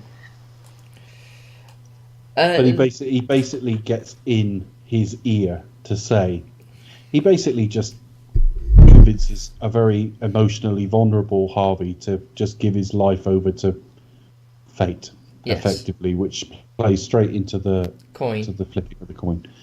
I think we're going to get to a point later where we talk about how many people Harvey does or doesn't kill. I think in the numbers is the nurse that the Joker shoots because he gives Harvey that gun. Joker killed a nurse? Yeah, or nurse or police or somebody. Oh, the policeman. The room and he turned around and shot him. Oh, yeah. He shoots the cop. Yeah, he does anyway. So that's one of the people Harvey killed, if you like, in inverted commas. So Harvey's badly hurt. Again, it's disappointing to have Two-Face in such a short part of Batman lore, but I suppose in reality that would get infected and fuck knows what. Yeah. I mean, I can't imagine... I just think about the eye as well. That eye really freaks me out. You just see it swiveling in its socket. You just think, oh... It's not good. Yeah, it's not very nice. And the thing is, he doesn't even have two fit birds in his house feeding him half a boar and an angel cake. Donkey heart or whatever it is. And he doesn't look like he's going to have half a knob's worth of sex with two different women. Literally, you've got the sublime to ridiculous there, haven't you? You've got like everything that is camp and OTT, and then here you have just everything which is normal. The hospital is blown up. Gotham is now in immense panic. Harvey is back out on the street, refusing any help, and he's now armed and looking for vengeance, effectively. It's a bloodshot version of Batman, you know, that Batman could have been all about vengeance, but he learnt the difference between that and justice.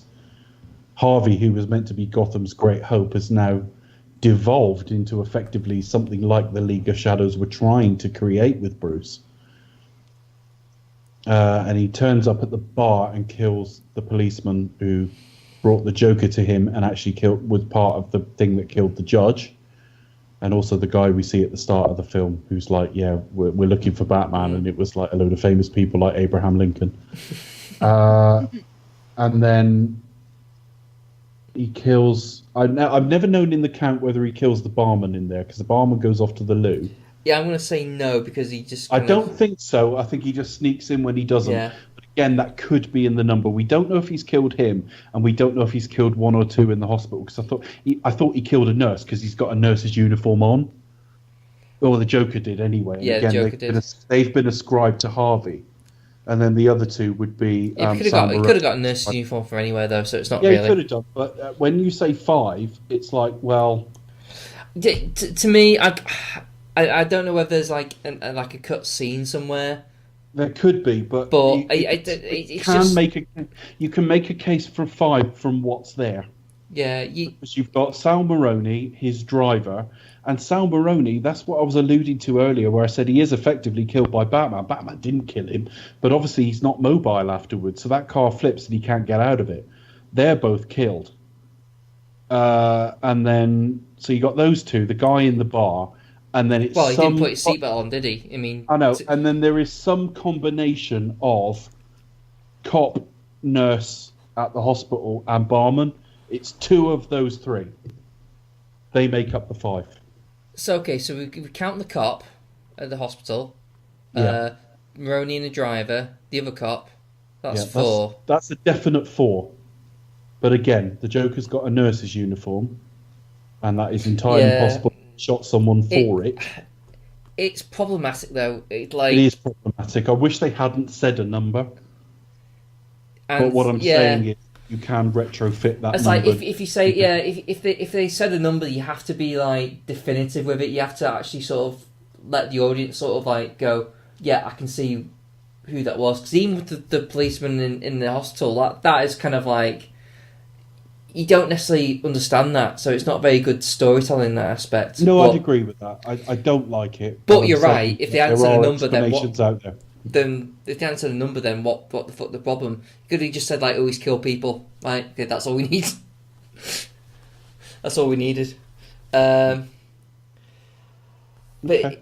chances are it was probably one of those things where like they would have killed the other cop.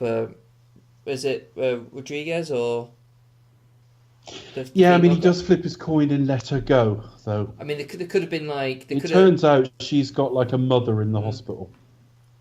So, I mean, she did come up on the list when they asked who they had in hospital. Ramirez was on there, and also when Dent is saved from the big convoy thing, and gets in the car driven by that other cop. Ramirez does throw him a certain look afterwards. When you know what you're looking for, it's all there and it's relatively subtle.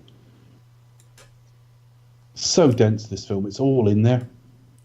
And it's just so rich in ideas. You can read it in so many different ways. I mean, there's but anyway.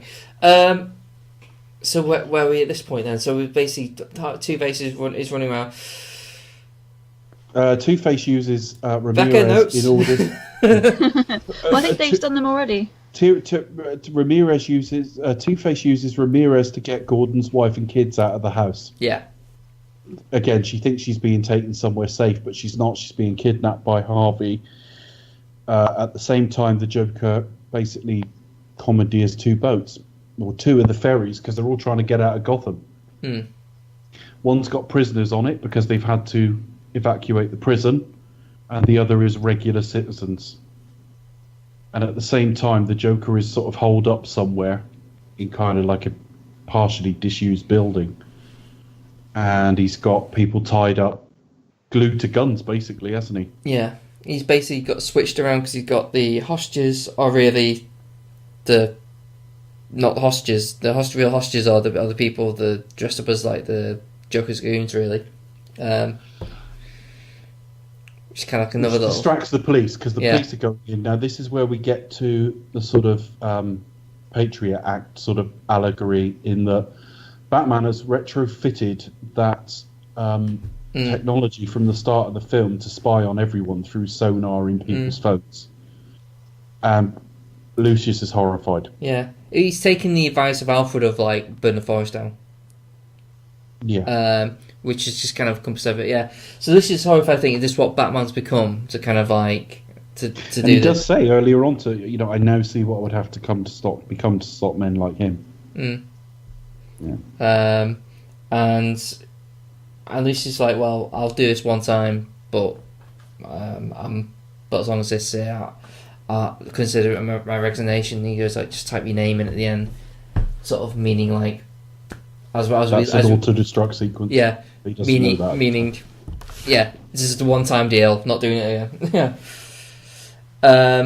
But again, you could argue it all night about the ends justifying the means or not. So he's now trying to locate the Joker, and he's trying to do it through people's cell phones, and that's how he traces into that building.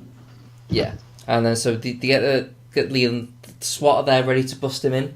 And Batman says, "No, there's something more. There's going to be something more to it. You need to give me like 3 or 5 minutes." And then he does the flying through the window bit again, which I love. Yeah, but Gordon's like desperate because it's like Dent's got his family.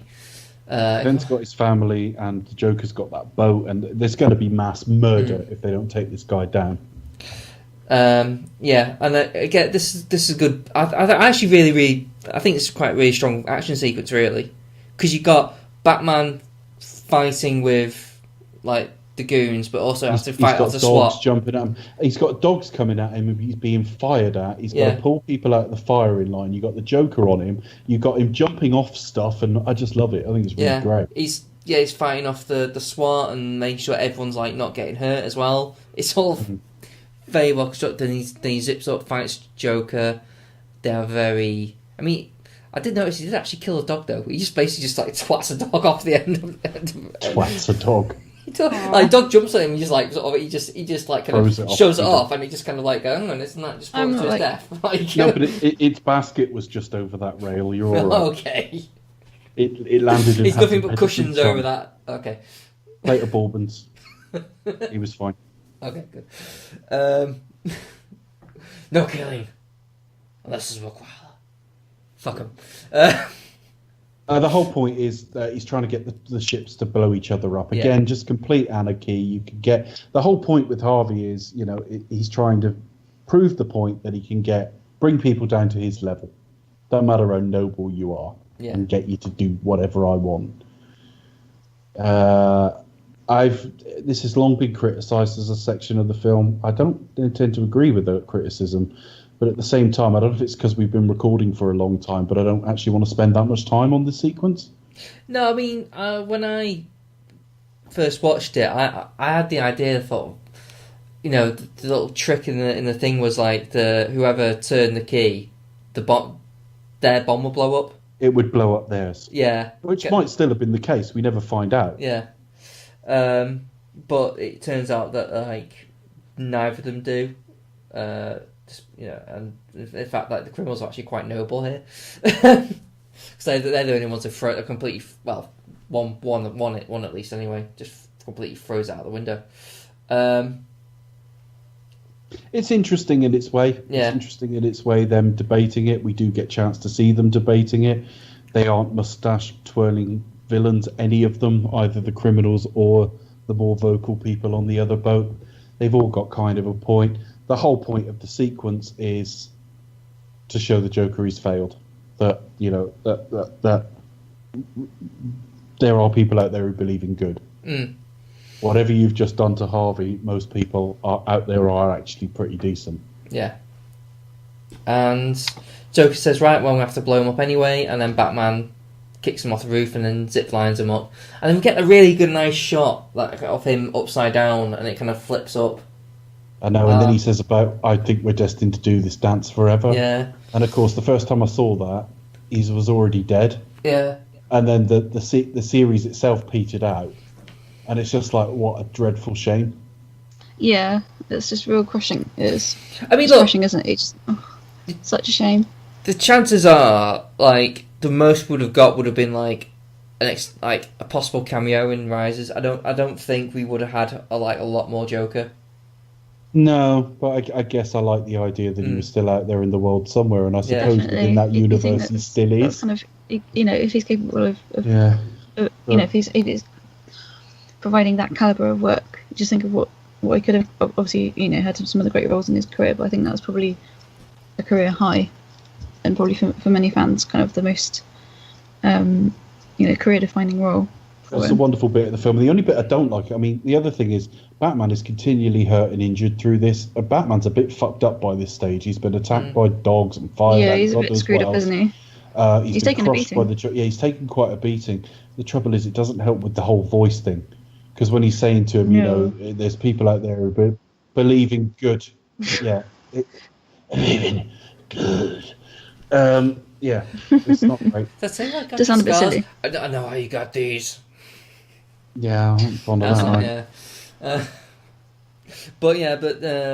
Joker's delivery is really good with the whole insanity's gravity, or it takes a little push, and that's and that whole last shot of him laughing as he's. It's just been a wonderful film so far. Yeah. All of it. If this had been the last scene, fine, but we do have a coda because we've got to sort out what's going on with. There's several endings to this film, aren't there? I don't think there really are. I just think this is the end of the story arc for him, and now we've got to finish off Harvey's bit. Yeah, it ties up everybody else. It's just got a lot on it. I mean, I always say it struggled with the third act, but that's only because it's got so much to get through.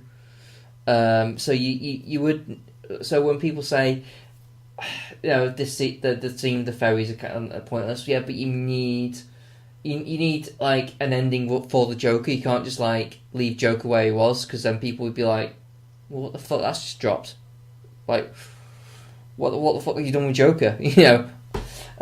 So you do need something. And plus I like it as a scene in itself. It's in line with the themes of the film. You can argue whether it's heavy-handed or not. I do tend to think people are retrofitting what they think Nolan is now almost onto this film, and I just don't agree. I think maybe this film, the success of this and Inception kind of and then Interstellar was a bit. I thought Interstellar was quite pretentious, to be honest with you. So yeah, you look at all of those things, and then suddenly it's like, oh, he's so up his own arse in this, and I just don't agree. I think this film has handled its themes maturely. I think the dialogue is a step up from last week when you hear some of the things that came out of Ra's al Ghul's mouth. The will to act. What are you talking about? I meant Ducard, not Ken O. Watanabe. What's wrong with Watanabe-san? He just kept spilling his Guinness everywhere.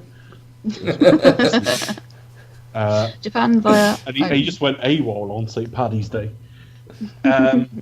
So I think this film has been pretty pitch perfect. I do have some issues around the whole killing of 5 people bit. I do think there are some narrative and logical errors in the sort of faking of Gordon's death in the way that whole scene is laid out.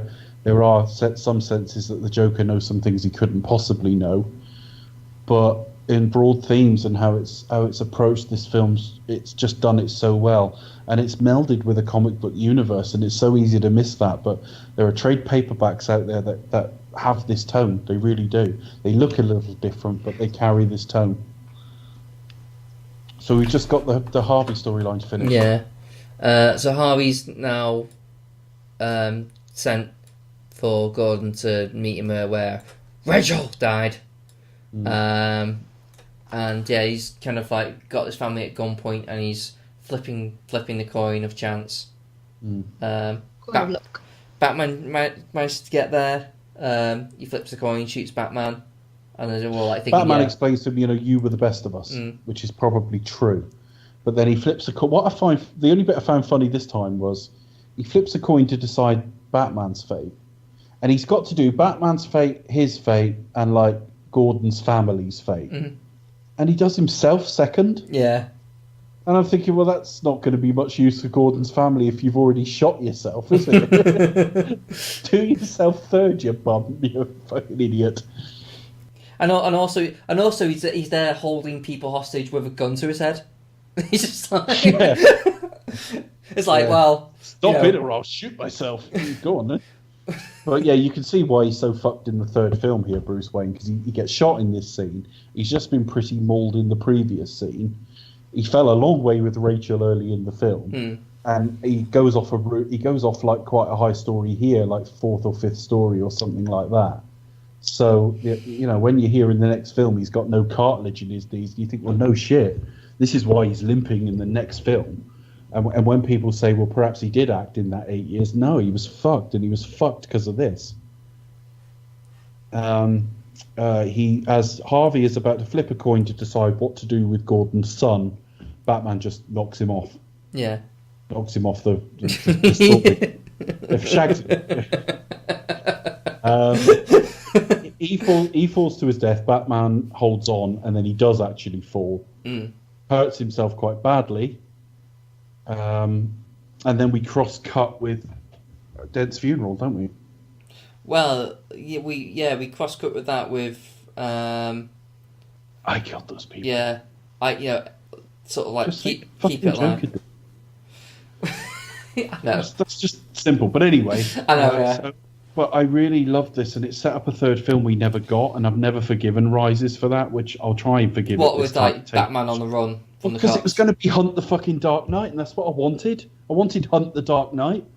You know, he goes away, and you've got Gordon at Dent's funeral saying he was the hero we needed, but not the one we deserved, or didn't deserve him. And there's some double meanings in that, because you could say, well, he actually wasn't good enough, but we needed him. And about Batman, he says the opposite to his son. He says, he's got to run. Why have we got to chase him? He didn't do anything wrong. Sorry, why are we chasing him? He didn't do anything wrong. And he says, he has to run because we have to chase him. And he says, he's not the hero. He's the hero we deserve, but not the one we need right now. Yeah. He's the opposite of Harvey. He's totally what Gotham deserves, but at the moment they need that symbol of hope, and they need to pour all their sense of distrust and pain onto one man, and that one man can be Batman. So Batman limps to his, and he's always going to escape, but he limps to the Batpod, and he's in. You get the sense he only just gets away. And I just thought this sets up something amazing. It's a bit like when you watch John Wick 2, and when it finishes, you think, Christ, what's the third one going to be like? Yeah. If John Wick suddenly 8 years down the line and he sat on his arse fishing, I might be a bit like, didn't we miss a couple of films here? I know. I mean, well, I suppose we'll save it for next week, because I know that's... Yeah. But yeah, I know what you mean. What a wonderful way to end a wonderful film. Yeah, it makes sense in terms of the character arc, you know, because essentially you have Batman learning something. You have him like sticking to his ways, but he's now kind of adapting almost. It's like rather than become the symbol of hope, he's changing that for the better good, for what he believes Gotham needs. So in a kind of way, the idea of Joker just completely just being really flexible with his ideas in the way he changed, he kind of took that up a little bit to an extent. It also plays with like identity and where you stand, you know, like your appearance of image as well, what you do with it. It's a really, really strong film. I mean, I've watched it a couple of times now, and it holds up. It's really well crafted, really well thought out. I think its only flaws are some of the sort of narrative choices, like in terms of like the script and plot holes.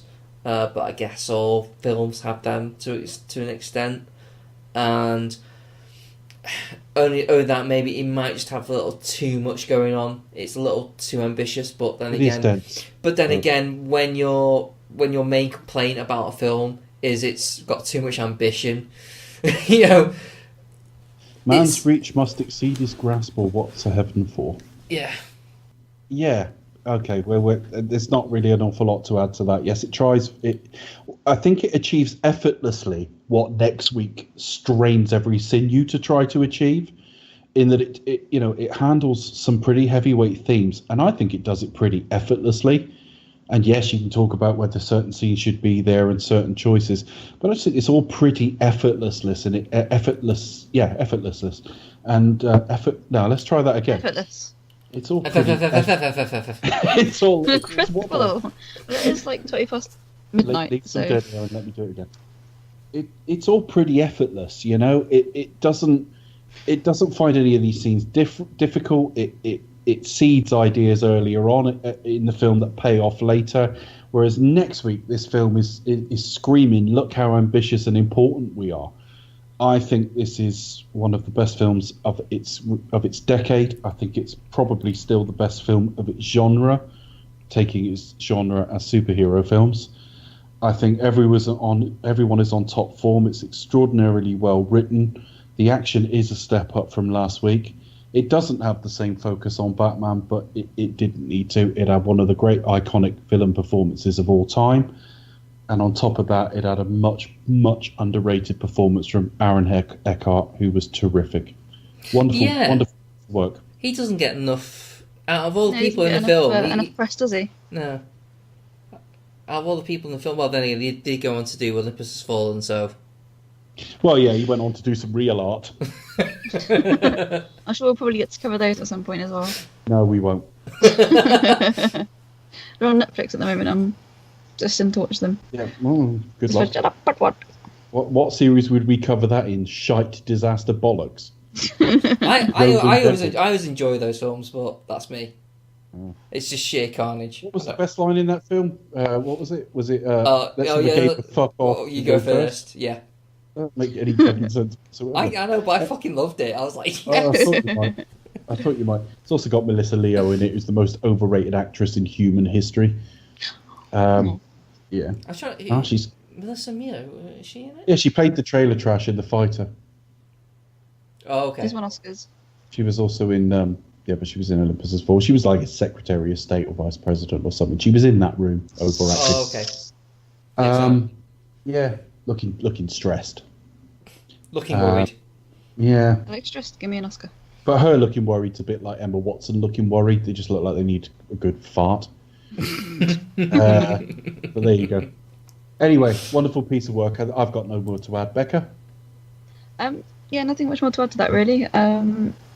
Pretty much kind of what you said at the top of the film. It's all really well put together. Strong performances, fantastic cinematography, amazing use of sound. I don't know why I'm going on so much about sound in this film.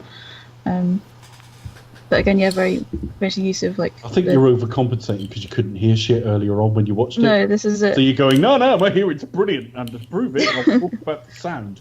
Well, no, I don't know, because we were talking on Thread, and I was like, is it me or my hearing or the Blu-ray or my? Because I don't have. I've literally just got like a TV and the speakers in my TV, and that's it pretty much. And I was like, is it me or is the music very noisy and the dialogue is very quiet? And because usually. Remember when we watched Rocky, you needed the subtitles, but I think only because I can understand slang. It's your TV. I don't think there's anything wrong with it. I struggle with Sly sometimes just because he's got the accent and all the rest of it. I'm like, I struggle sometimes. And yet you had no problem with Sam Smith and he. Well said, Sam. Have a subtitle anyway. But this, yeah, because it's obviously when Batman's speaking, it's obviously quite a low register rather than. No, just getting just. Which one are in you terms of going the sound, but just Rachel, darling. No, well, I sort of mean like the music and the score rather than the sound, I guess.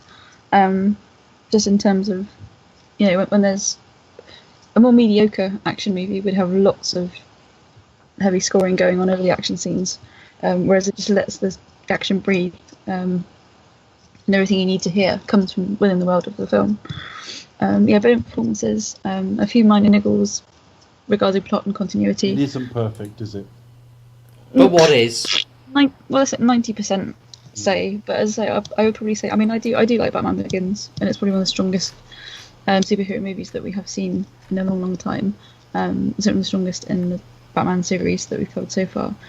I'd probably put them at kind of level pegging. I know a lot of people do prefer the second film, as we said at the top of the film, but I'd probably put them kind of like on the same pedestal together. Different beasts, aren't they? This is it. I remember, obviously, next week we'll get to the Bane, and it's really impressive. And Tom Hardy is Bane as far as I'm concerned. And superb in he's the role. playing a character called Bane. Because he's playing a character called Bane, that's it, and going, So yeah, it's Bane. You're absolutely right. Technically. I didn't mean that in the sense that he is the Bane of, I don't know, the world or something. But he's just a sort of brilliant actor, and I will happily watch whatever he does. But I did remember sort of thinking, oh, it's such a slog. It's really hard work to get through it. But we'll get there. But yeah, this is, if not perfect, but kind of like almost, 90%. It's everything you want. And at this point, we do have Nolan at the top of his game as regards to the Batman series, for sure. And of course, IMAX, obviously it looks beautiful. You have to go and see this film on the biggest screen possible. Absolutely stunning. And I can't really say anything more than that, I guess. It does look fucking amazing. It's lovely. It's very lovely, and pretty. I will give next week's that as well for all the flaws I'm going to talk about next week. Visually, These two feel kind of a piece, and I do think like Batman Begins is its own thing, and Rises is like a less successful version of this. But yeah, beautiful. There's even more IMAX next week, so yeah, it's really lovely. You like a bit of IMAX? I have to say though, I've loved this film for years, but I don't know much about it, Becca. Well, you're in luck. Oh my goodness, you can help. I don't know. Oh, brilliant. Okay. That's probably turning into the I Still See You. I'm going to have to stop saying it so much. Yeah, you really are. Say what you like, you really enjoy it. You love it. That and Nice to See You in Top Men, you're just away. Yep. Men. Yeah. I think I Still See You is past. I think I've had that now. Yeah. But I think, and obviously Top Men. I, to be honest, I just get fed up with lazy catchphrases, which is why I don't say things over and over again, like starring Edward Snowden. Or Leslie Nielsen. Leslie Nielsen, that was so fun. What do you think of Leslie Nielsen, Dave? It's a shame I haven't come up with another random actor to ask you about it ever. No, but it's got to happen naturally. The thing is, that happened naturally when you listen to the show. It's so you obvious. went to say somebody else, and you said Leslie Nielsen. He went to say Liam Neeson. That's what he went to say. And it came out as Leslie Nielsen. Yeah. Oh, I do it all the time. No work.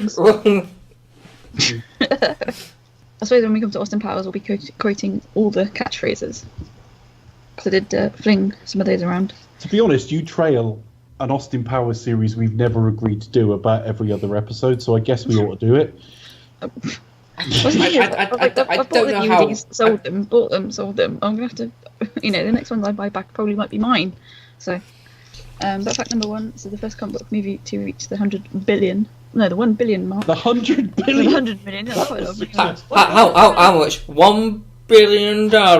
Everyone on $1 Earth saw billion. it 15 times. Well, no, it's a quick. It had the up until Twilight movies came around. It was the quickest film to recoup its losses. In terms of the United States, it's still, well, it always will be now because that decade's finished, but it's the second highest grossing film in the United States of that decade. Only topped by Avatar. This was extraordinarily successful, but Batman is bigger in the United States than the rest of the world. Yeah, definitely here in the UK it's like extremely number one. It did very well here, but all I'm saying is it took over half of its money there. Sure. Whereas you look at something like Avatar, which did beat it in America, but it did sort of, I don't know, a couple of 100 million more, but all told it's over like $1.5 billion ahead of it. We're very interested to see what happens when the actual sequel comes out, see if that's successful and if that's... We'll be eating dinner in pill form and flying cars by then. So, anyway, carry on. Fun fact number 2, we mentioned IMAX earlier. It's the first film to utilise IMAX cameras. And also, I think by the time this film was in production, there were only something like 4 IMAX cameras in existence. And one of them was destroyed on this film.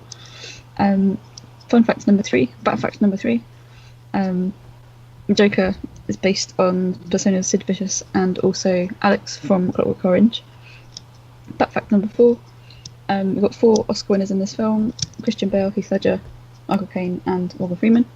And that fact number 5: the first use of the skyhook was in 1958. So that's my fun fact about skyhooks. Do you know what? I'm always appreciative of your facts, but I didn't find that one much fun. No, You it's threw quite it away boring. a bit, and you were like 1958, and I'm thinking, well, what's fun about 1958? Well, no, 2 years later, you had 1960. I don't know. Chris, do Oh, you have yeah, any- that would have been. Yeah, now you put it into context. That's fun, folks. Do you have any fun facts, Chris? Not Do off you have a top, couple? not off the top of my head. Oh, there's no fruit in this film. No, I was It's all disappointed. got scurvy. You won't really get your 5 a day by watching this movie. No, it's a bit shit, really, isn't it? Social media, folks. You can find me at Cinematronics on Twitter. You can find this podcast on my website, cinematronics.co.uk. And you can find me at the Pasty Kid 1976 on Twitter.